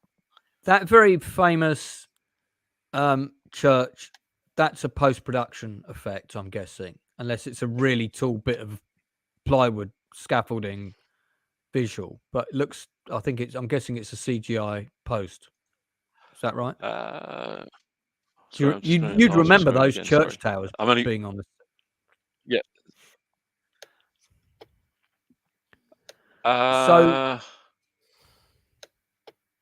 No, real, I think. They were real? That's like a false yeah, effect. Yeah. I mean, everything was real. I mean, there was a lot of false perspective stuff. When you had a fairly deep background like that. Um, but it's amazing what you can actually, when you see something, it doesn't look quite the way it does when you know where it's going to be shot from, and when you see it through the lens of a camera. Yeah, Sure. it's just, But this is what makes a great art director, and a great Yeah. production designer. These are the people that they know everything about perspective, everything about distance, and not just about architecture, and but they also know about the way light drops off. So they know to be a good art director, you have to know about lighting, um, as well as everything else. Yeah. There are so many aspects to being an art director that so many people just don't quite get. So, am I right in thinking that this is the main street of Carentan redressed, because this angle Yes, of this street was used in Carentan, yes, but yes, it with, is. Yeah, redressed, some of the roofs rebuilt. So I'm yeah, guessing from a production schedule point of view that Carentan and Nuenen were two separate sets, or Eindhoven redressed and Nuenen were two separate sets. They weren't the yes, same. they were. Yes, they Yeah, were two okay. separate sets. Yeah. Yeah, 'cause I do remember Steve saying, "My God, they've got like 2 or 3 towns built in this place. It's Mm. it's unbelievable." Um, yeah. So yeah, there's Alan Tomkins. Oh man, I proper miss him. He was just such a generous guy with his time, where I was concerned. In the background, and Inside Man, there's your mate in this stripy top on the side. Well, no, probably not. Oh, Inside Man, I think I just saw you in the background there, Not again. behind the guy with the hat. So yeah, I think I just saw you. Yeah, so that must have been a fun day, because obviously everybody's jumping and hugging you and all that kind of thing. Yeah, yeah. I mean, it was kind of quite nice to do something like this that wasn't Oh, that's running literally. around and that wasn't sort of running around and firing weapons and everything. As fun as that is, I mean, and believe you me, it is fun. And the Yeah. only reason it's fun is because we know it's not real. I mean, obviously, Look at this little guy on the if it was the left real here, thing, it would be. peeking over Randelman's arm. He looks quite creepy. It's like a ghost that's appeared in a shot there. How many days to shoot this sequence? Was it done in a day? I think this was just a day, yeah. Yeah. And these girls that actually had their hair cropped. Um, I was talking to one of them, and she said that she got paid $1,000 to have her hair cut. Right. So Not a bad. not a bad day's work, you No, know. that's not a bad.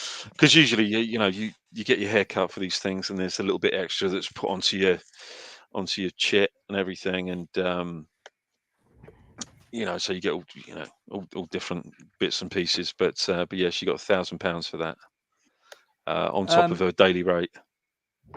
History, bro, was one of the things you were going to mention about the German bombing of Eindhoven. I don't know if you were going to bring that up, and it is covered in the episode. We see it being bombed at night. No, I wasn't necessarily going to bring up that specifically. Well, the reason I mention it now is because it's not covered in Bridge Too Far. I was aware that it happened because it is covered in various books, including, I think, Bridge Too Far. And they bombed the town centre of Eindhoven quite deliberately. The Luftwaffe managed to rustle up about 38 planes in a time where they controlled, nothing of the sky whatsoever. Did this night raid. It was quite a spectacular mission. Might have been one of the last successful Luftwaffe missions of the war. And they were able to bomb the town centre. And of course, that was the main route of traffic and supply up what was known as Hell's Highway by then. So it caused huge problems. But not only that, destroyed most of the historic centre of Eindhoven, which is why most market garden tours don't include it, because it's all modern and it's a nightmare to drive through. And a huge number of Dutch civilians, and I'm just looking for it now, and I'll keep looking as we move on. But in the books that I've got with all the photos, the first time I really got a sense of the scale of the destruction was there's actually photographs taken of when they did the mass civilian burial the morning afterwards, and there's all the people from the town there with all these graves of their families, their countrymen, children. It's quite shocking. Just imagine that emotional pain of one day you're suddenly, you're suddenly reunited. You've been liberated by the Allies. Liberated. And then the following day, or that night, your town that you know and love, that's not really been touched in the war prior to this, is destroyed, and you lose half your friends and family. That emotional seesaw for those people must have been an absolute nightmare. Yet they're still eternally grateful to the 101st and the British for the liberation to this day. Who bombed the middle of Eindhoven? The Germans at night. Right. They did a successful night raid bombing with 38 planes. So the air war is particularly brutal. I mean, for example, the Allies bombed loads of Western Europe on their way through. I mean, I'm not saying this to say that we didn't do the same. No, I know you're not. No, I know you're not. And I'm not. Of what a naff thing. You're liberated one day, and your town gets destroyed the next. And I'm not trying to make any excuses for the Luftwaffe. Far from it. I'm just saying that, the concept of strategic bombing is just unbelievably brutal. It's just unbelievable. Both before World War II and after World War II, we've never done that. It's just such a crazy thing that we got into a situation. But, one of the main things I wanted to mention from the historical side, which I haven't yet, is sort of adjacent to that.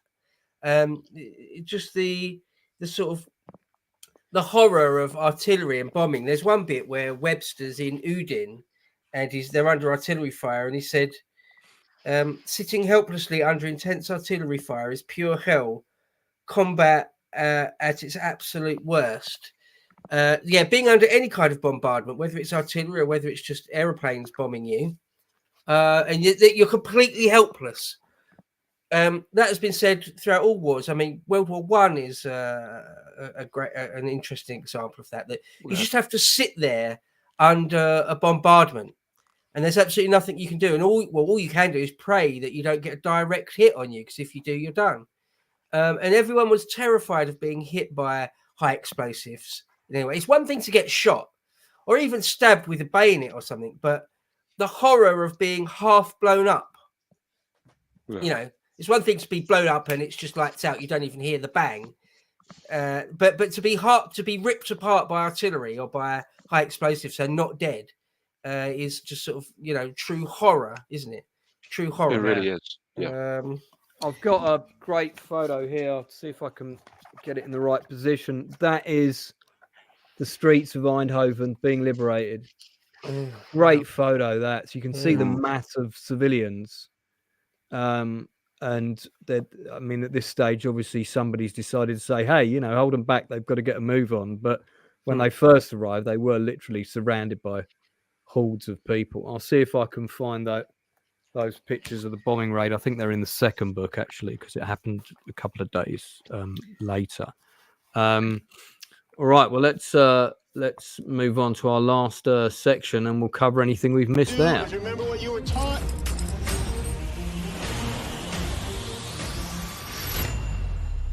I guarantee you gravity will take care of the rest.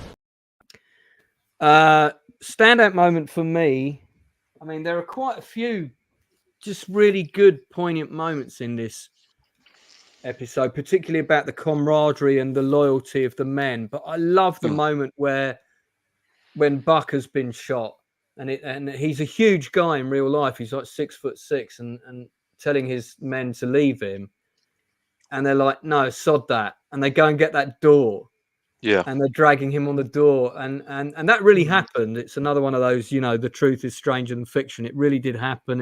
It's in various personal accounts.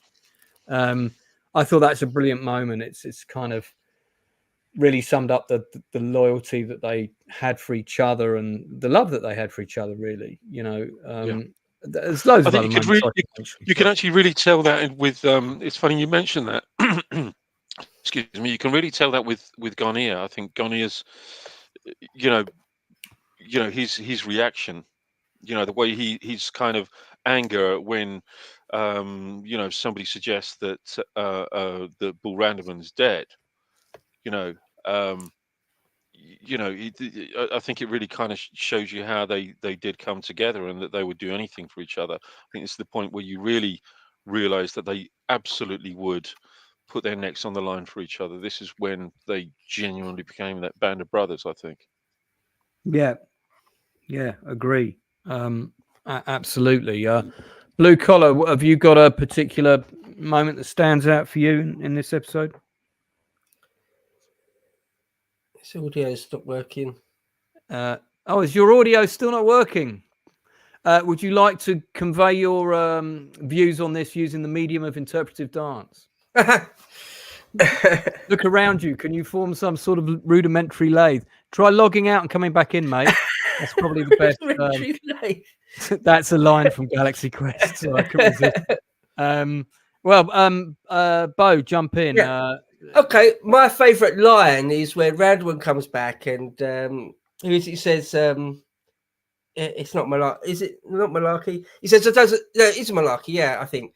I don't know whether to slap you, kiss you, or salute you." Right. Do you remember that bit? Yeah. That's a great line. Yeah, that's a great line. I like that bit. I think it's a really good episode. It's not my favourite episode, but I still absolutely love it. There's no episodes I don't absolutely love in Band of Brothers. No, I don't. One of the things there really isn't. One of the things that's great is it doesn't have a weak episode in the show, really. Yeah, right, absolutely. Some are stronger than others, some are more poignant than others, but there isn't one where you go, yeah, I don't really want to watch that one again. It's right, yeah, there isn't. The only tiny criticism I would have, and I already touched on it, was I would like to have them at least at one point to sort of say a little bit more about the 82nd or the Red Devils or just Arnhem or Johnny Frost or something or other, you know. But anyway, I get it. It's all about easy. But one last thing, if I could, there's one bit that I did get to talk about on the history side of it. Sort of the real story is there's a bit when I think you see it, don't you? Guys. He's there. We'll come back to you in a minute. Let Bo continue. I'll come back. There's a bit when Winters and Nixon are up in a belfry or up at Ugen. In the bell tower, yeah. Yeah, that's in the original Replacements. Right. The paragraph or the two small paragraphs from that in Ambrose, I just think, well, it was worth sort of pointing out. And again, it's just about Operation Market Garden in sort of more general sense. Again, that sort of that one highway, that sort of pencil thin highway, and that the Germans could cut it from the north, or they could cut it from the south, or they could just attack from either side and just make a little bulge, a little salient in their line, and that cuts it off as well. Yeah. So in other words, the idea it's really easy. It's sort of strategically, it's really easy for the Germans to cut the road, or it's really, really hard for the Allies to keep it open. To keep it open. Yeah. So there's this very two short paragraph says, quote, Winters and Nixon's climbed to the Belfry again. They had a clear view of Weigel, 6 kilometers south. It was fascinating, Winters recalled. Sitting behind the German lines, watching tanks approach Weigel, German Air Force strafing, a terrific exchange of firepower. The members of Easy who were in Weigel remember it as pure hell, the most intense shelling they had ever experienced. I take it that's before Bastogne. Yeah, indeed. Ambrose goes on. It was a desperate battle, the biggest the 506th had yet experienced. It was also critical. Quote, the enemy cutting the road did not mean simply he was walking across a piece of asphalt, the history of the division points out. The road was loaded with British transport vehicles of every type. Cutting the road meant fire and destruction for the vehicles that were caught. It meant clogging the road for its entire length with vehicles that suddenly had nowhere to go. For the men at Nijmegen and Arnhem, cutting the road was like severing an artery. The stuff of life, food, ammunition, medical supplies, no longer came north. End quote. Yeah. Can't really, no one does, but you can't really blame the 101st for not doing their job more efficiently and quickly.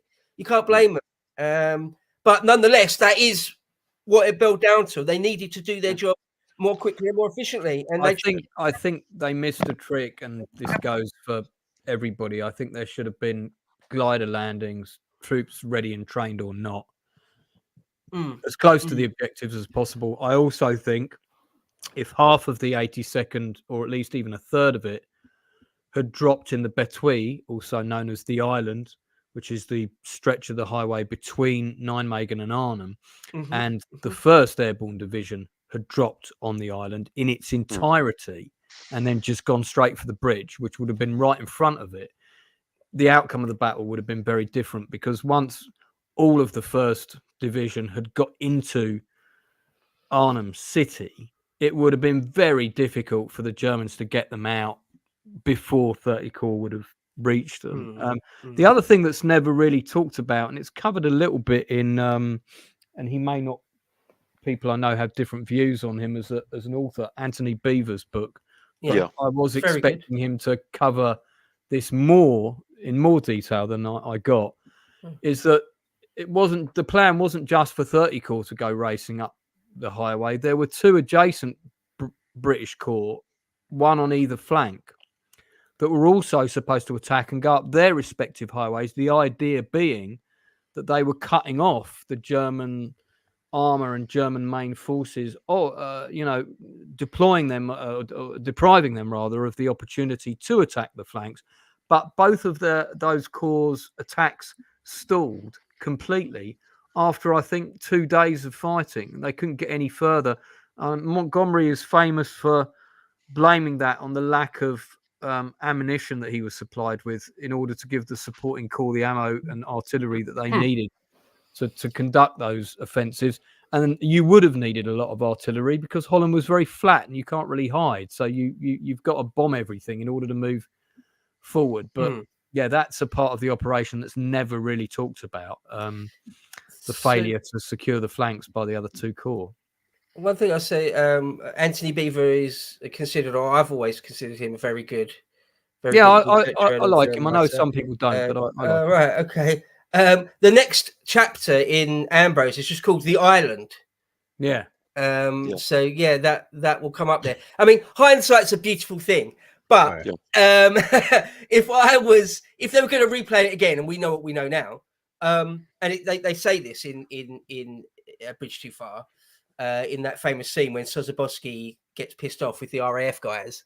But there's a bit in Cornelius Ryan where they say, look, drop the gliders, crash them into the middle of Arnhem if you have to, crash them into the roofs of houses, just put me right at the bridge.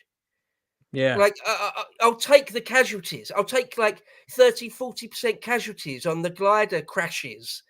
Just don't drop me miles away. Drop me right on the bridge, because on D-Day there's a couple of objectives just behind Golden Sword Beach, a couple of bridges, and just because the way the topography was, the way the landscape was, they were able to basically crash the gliders pretty much right on the bridge, almost on the bridges, or right at the road where the bridge starts. And those attacks were amazingly successful. They just took both ends of the bridges in 10 minutes flat. And they were sort of perfect, because the whole idea is to catch the Germans unawares. Which they did in that instance, and of course they didn't at Arnhem. But hindsight's a wonderful thing, isn't it? I've replayed the battle on various board war games many times, and every time I drop the first on the island, and I take some casualties because of the soft ground, but it always gets me in the town, and I'm able to hang on to it for a lot longer. Oh, just noticed a typo on my text series has got 2 S's. Yeah, never mind. I've found that picture, so I'm just going to show you guys, just talking about the bombing of Eindhoven. Let me just move my mic so I can hold the book up. It is quite a sobering image. There you are. That's all the civilians being buried after the bombing of the town. And it's there's various pictures of it in this book and the destruction that occurred and whatnot.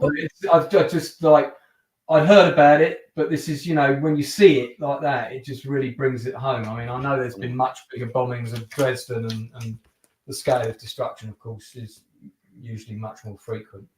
But, I mean, one last thing to say, if it's okay, just on the scale of it. Okay, so something in the order of 8,000 guys died in Market Garden, right? Or more, a bit more. And, you know, 2,500 men died at Omaha Beach on D-Day. Yeah. Right, so it's really quite a lot of casualties for Market Garden. It's really very, very bloody.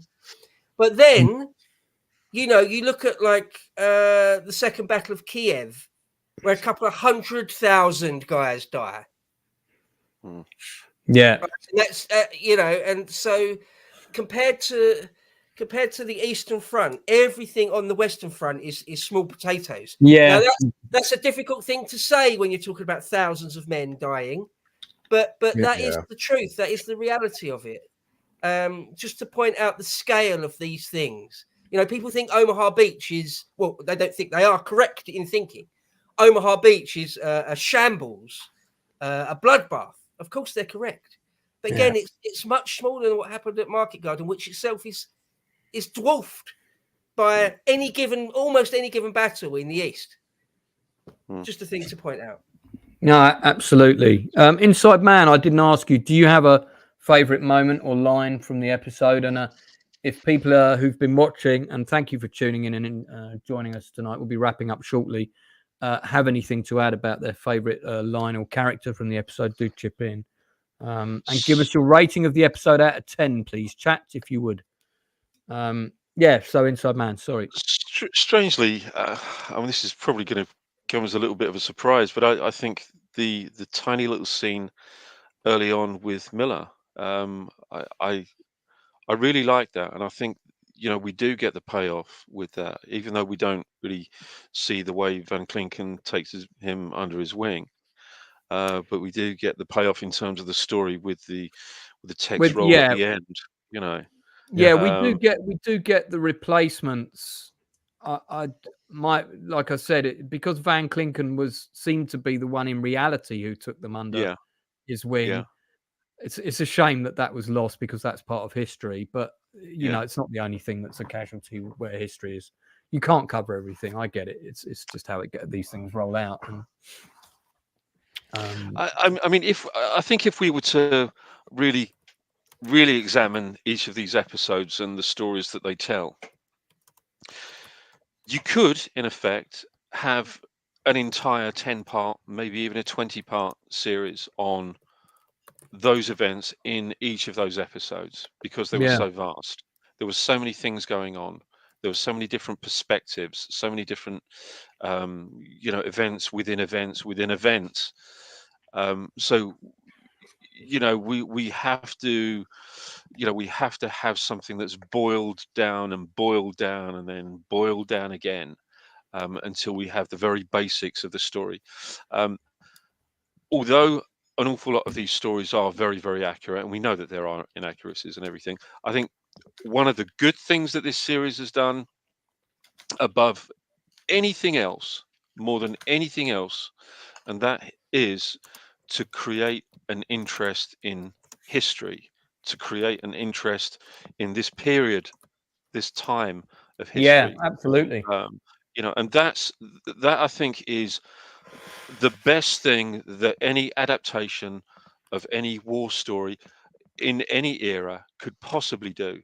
If you manage to grab an audience that makes them want to know more, that makes them want to buy books and research and have more of an interest and understanding of historical events, then this has done it with aplomb. And that's it really for me. Yeah, I couldn't say. I mean, that's it's funny because you've kind of stolen my thunder as to what I was going to say when we got to episode 10. Sorry, mate. Sorry, mate. No, that's absolutely fine. I mean, I don't think the point can be, and I'm sure more than one of us would have made the point anyway, and I dare say I would have gone last. You're absolutely right, and I mean, you could see it immediately because I started going on trips to Normandy properly. I went when I was younger, but properly in the early 2000s, which is post Saving Private Ryan and Band of Brothers. And there were all manner of museums and memorials and things, to some degree, capitalizing, of course, on the success. But because the public interest was there, the tourism was there, you know, the Normandy trusts were able to get money and they were able to restore these sites. Like Point de Hoc was all but derelict. The Merville Battery, you know, 10 years before Saving Private Ryan, was nothing like the museum it is now. Some people don't like the new building. That's a topic for another time. But I do think it not only did it massively regenerate interest in the period of history and specific topics within that history, but it was great for tourism for France and great for the area of Normandy and Holland. Same thing applies. And then that interest in those areas and those museums after about 3-4 years kind of teetered off again. If only someone was desperately trying to make a new Band of Brothers type show that would regurgitate the interest for people. Who knows? But that did happen. And I remember going to the museums again for Market Garden. I think I went in 2011. And some of the smaller ones had actually closed, and we would have to sort of contact the owners and arrange for them to come and open them for us personally, because they could no longer afford to have someone manning a desk. You know, to small collections, but great collections of stuff. In also in the area of the Battle of the Bulge, the Ardennes as well. So I did those two together. Yeah, I give this episode 8.5, 9 out of 10. I agree it doesn't capture Market Garden properly, but I have to say I think it does capture the confusion of the operation as seen from through the eyes of the man on the ground in Easy Company. You got the perspective of it that they got. And I think that's probably what's right. I don't think we should have got bigger than that, maybe. So does anybody want to say anything else before we wrap up and you can tell me all the wonderful things you've got coming up? Lance, I'm looking up numbers right now. I'm fascinated by numbers, like what Bo was saying. And this is no disrespect to anybody, but like when he mentions 100,000, I'm looking at right now just for us, like, okay, how many U.S. soldiers have died since 9/11? And like 9/11 until 2019, 7,000, which is still 7,000 compared to like 100 grand just died. Like these numbers are hard for us to comprehend. And this is from when 9/11 happened until 2019. That's 7,000 over the course of like 18 years. These guys lost 100,000 people in like a couple of days. It's like, oh my God, can people really understand how many people were dying during this? How big this war actually was? Yeah. Well, it was a world war. That's hopefully we won't have another one, but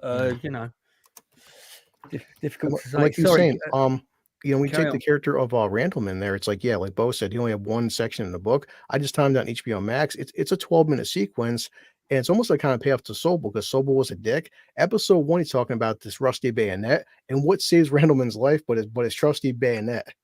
And it's Sobel was being so anal about your equipment. His sharpened up the top bayonet is what saved Randleman's life. Yeah. Do you know what? I'd not made that connection, mate, with that point. That's a really good observation.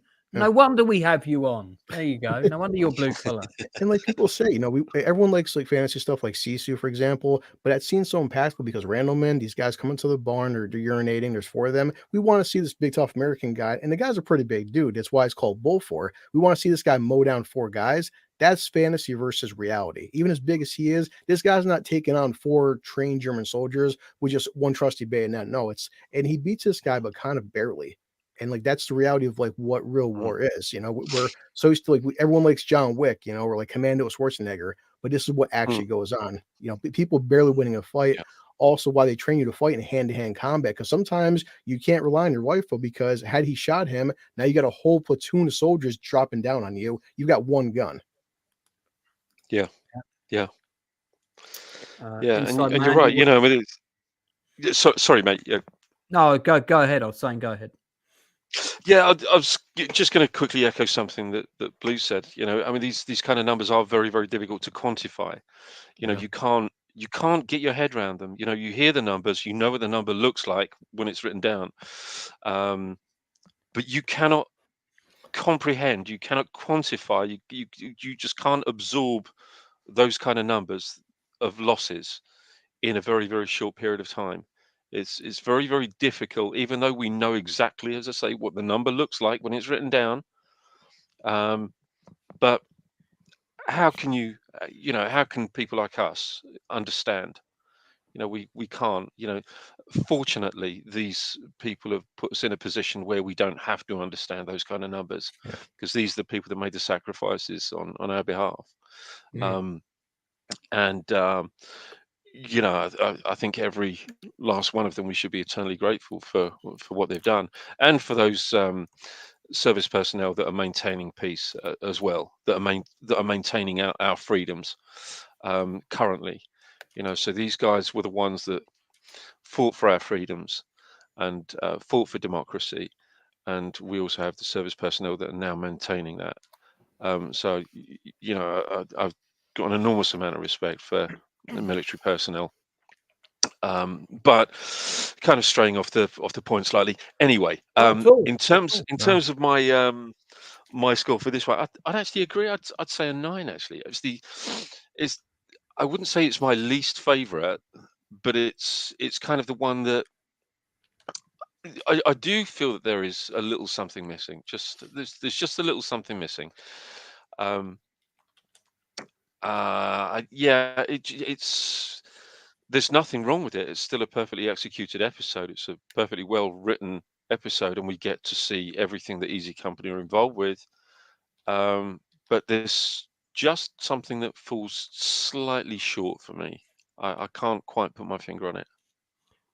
I think if they had showed Krinkleman and Miller bonding, and then it would have been a bit of dramatic license, but you would have had Krinkleman, the older vet, because he's constantly seen to be giving Miller guidance, as are various other characters, try and somehow save Miller, and in that moment they're both killed, a bit like the kind of Full Metal Jacket, you know, medic runs out to, and there's also a very famous true story about a medic that ran around trying to save people in Nuenen under fire, I think that's maybe what's missing for me. And it's as I said, it's a minor gripe, and I'm only bringing it up because I know the full details. But it's a good episode. It certainly covers the main narrative, which is the trouble replacements have joining a company that's already seasoned to war, how they fit in, how they serve under fire, and how they need to rely on to the NCOs who know what they're doing but don't want to become too attached to them, which is a real dichotomy. But this is actually a universal thought process within military circles, isn't it? You know, whenever a replacement comes in, you know, it's very, very difficult to bond with them, or to want to bond with them. You know, so it is a very universal thing. I think we found that out last week when we were talking to Toxic last week, and I think he pretty much echoed that. I'm going to just plug a couple of things and mention, as we should, even though we're now in the realms of Market Garden with this episode, that of course it is the 80th anniversary of D-Day this week. Everybody that I know, like half my friends on Facebook, are already currently in Normandy. Why I'm not there? Well, it's financial reasons, and it's very expensive to go at this time. But on the 6th of June, I am doing a special stream that feels like it should be Normandy related, but anyone Normandy related is in Normandy on the 6th of June. I'm not going to want to do an interview with me, but nevertheless, I've got Simon Lewis coming on for an interview at 8 o'clock in the evening, UK time, who has just published The Making of a Bridge Too Far. So very relevant to tonight's stream. This is the same man who wrote an excellent book on the making of Waterloo. He contributed towards the documentary that's on the new edition of the Waterloo Blu-ray, which I've got, which is fantastic. But it is interesting that Simon and I had a long conversation the other night, and I was really surprised to learn that he did not know about the missing scenes that were filmed but are not in the finished edit, but were accidentally released on one of the VHS releases in the early 1980s, where the wrong cut was delivered to the distributor. And if you are someone who owns that version of Bridge Too Far on VHS, which includes a scene where an American patrol get massacred trying to find Nijmegen Bridge and get ambushed by the Germans in the street, hang on to it because it's worth a fortune. And I have seen that cut. This is not secondhand knowledge.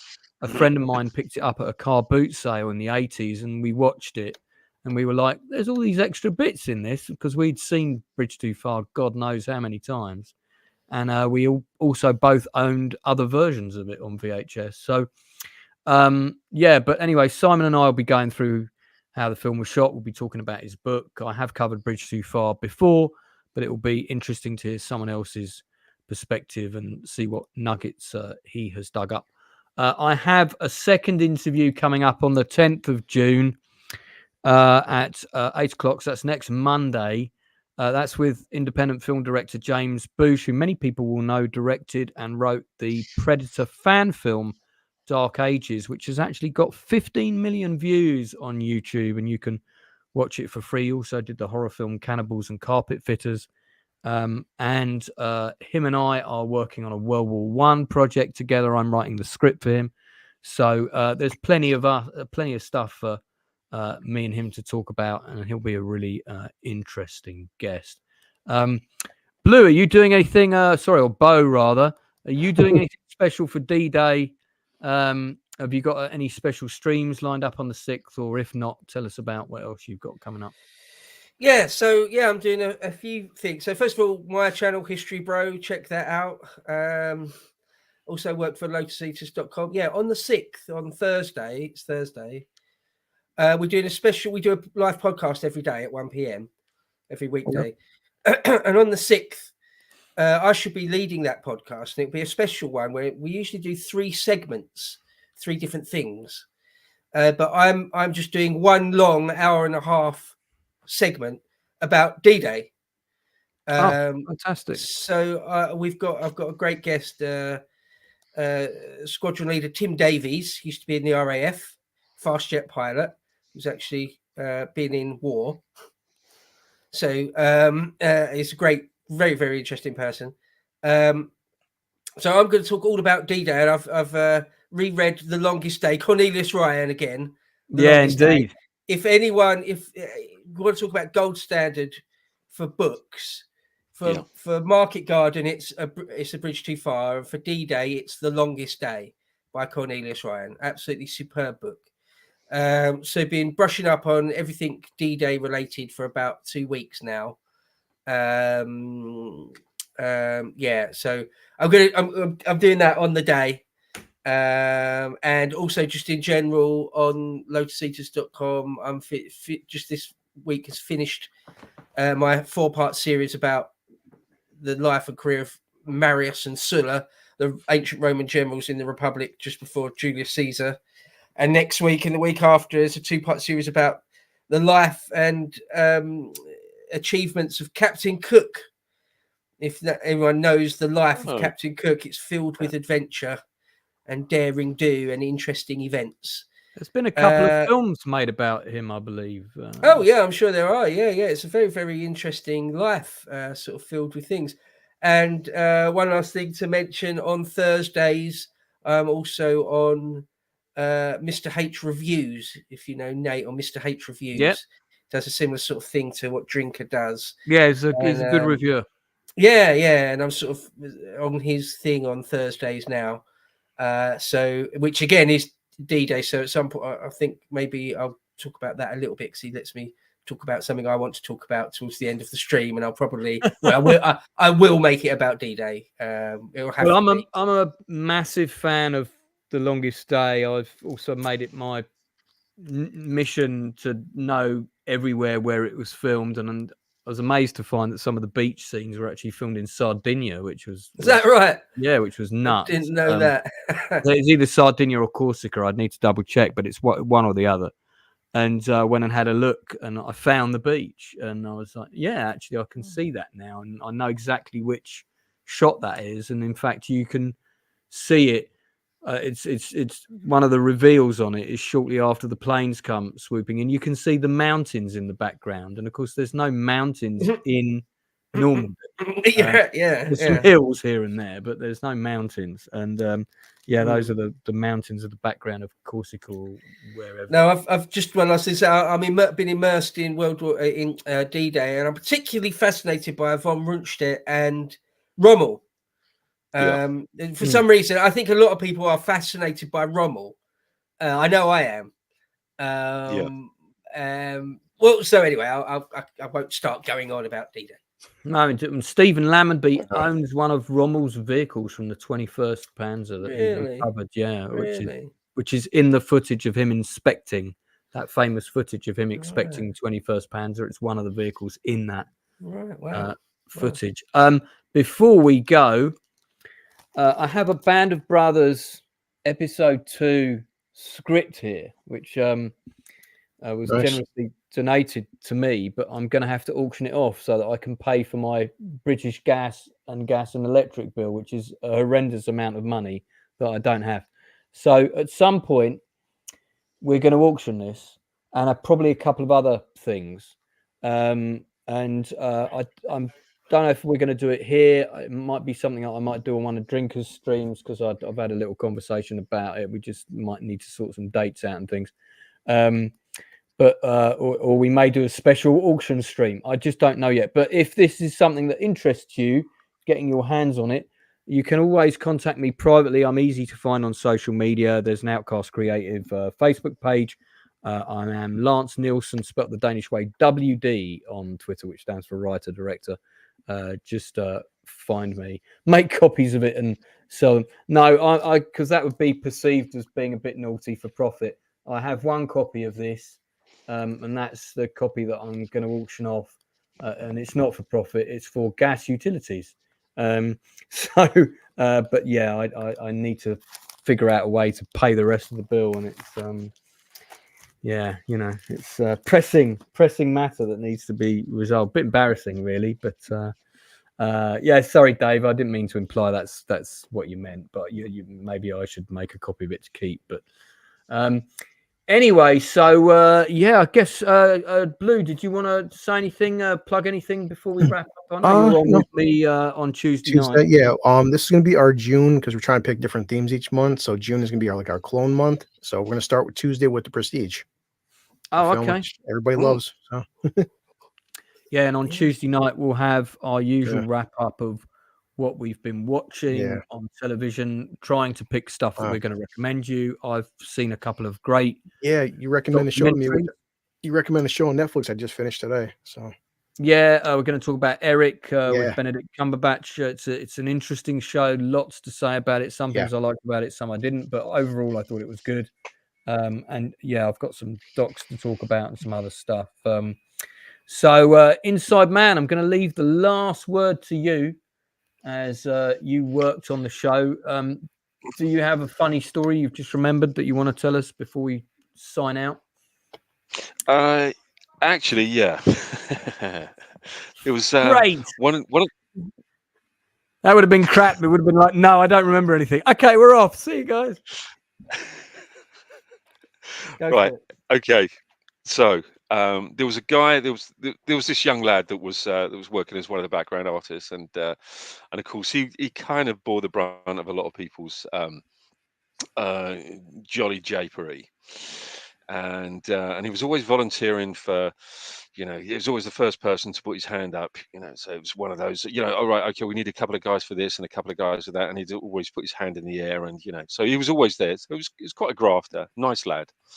And one day someone went over to him and said, oh, they're looking for somebody to do a really, really long shot. So what you have to do is, if you want to do it, you've got to go all the way down there. So it was like 1.5 kilometers through these sort of wheat fields that have been specifically grown for a couple of shots. And what you have to do is, when you see somebody waving their arms, just run straight towards the camera, plow straight through the wheat fields. So of course there's a couple of guys that are just waving, and of course he starts running and running and running and running and running.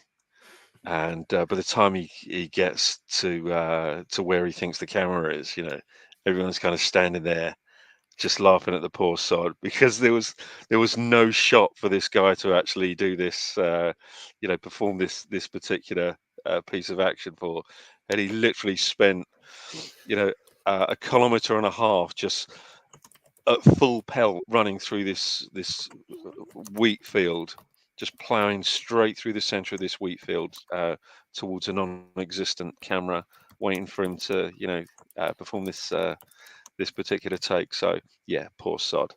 But it was a nice lad. Apart from that, you all loved him. Yeah, no, he was actually. He was a very nice lad, actually, really nice lad. Well, don't forget to like and subscribe to the other channels here. Do check out History Bros links. They're already in the blurb below. Check out the load seats. There's lots of interesting stuff on there. Join myself, Stepenzo, Blue Collar Loser, and possibly the Inside Man on Tuesday night, where we'll be gassing and chatting about the latest stuff that we've watched. We focus primarily on the good stuff. We might warn you about a couple of things that are rubbish, but we're there primarily to recommend stuff that you might not have seen, new stuff that's come out, and occasionally shout about an oldie favourite film of ours. That's every Tuesday at 10 p.m. Past some people's bedtimes, but you can always drift off to sleep listening to our sexy voices chatting away. Until then, thanks everyone for joining us. Thanks to the Critical Drinker for coming on for part of it. I know he was completely knackered, but he still came, and that's what counts. So thanks to everyone in the chat. Your comments, really do appreciate those. Don't forget what I always say is look after the people that you care about in your life. Give them a call, tell them that you love them, and we will see you all again real soon.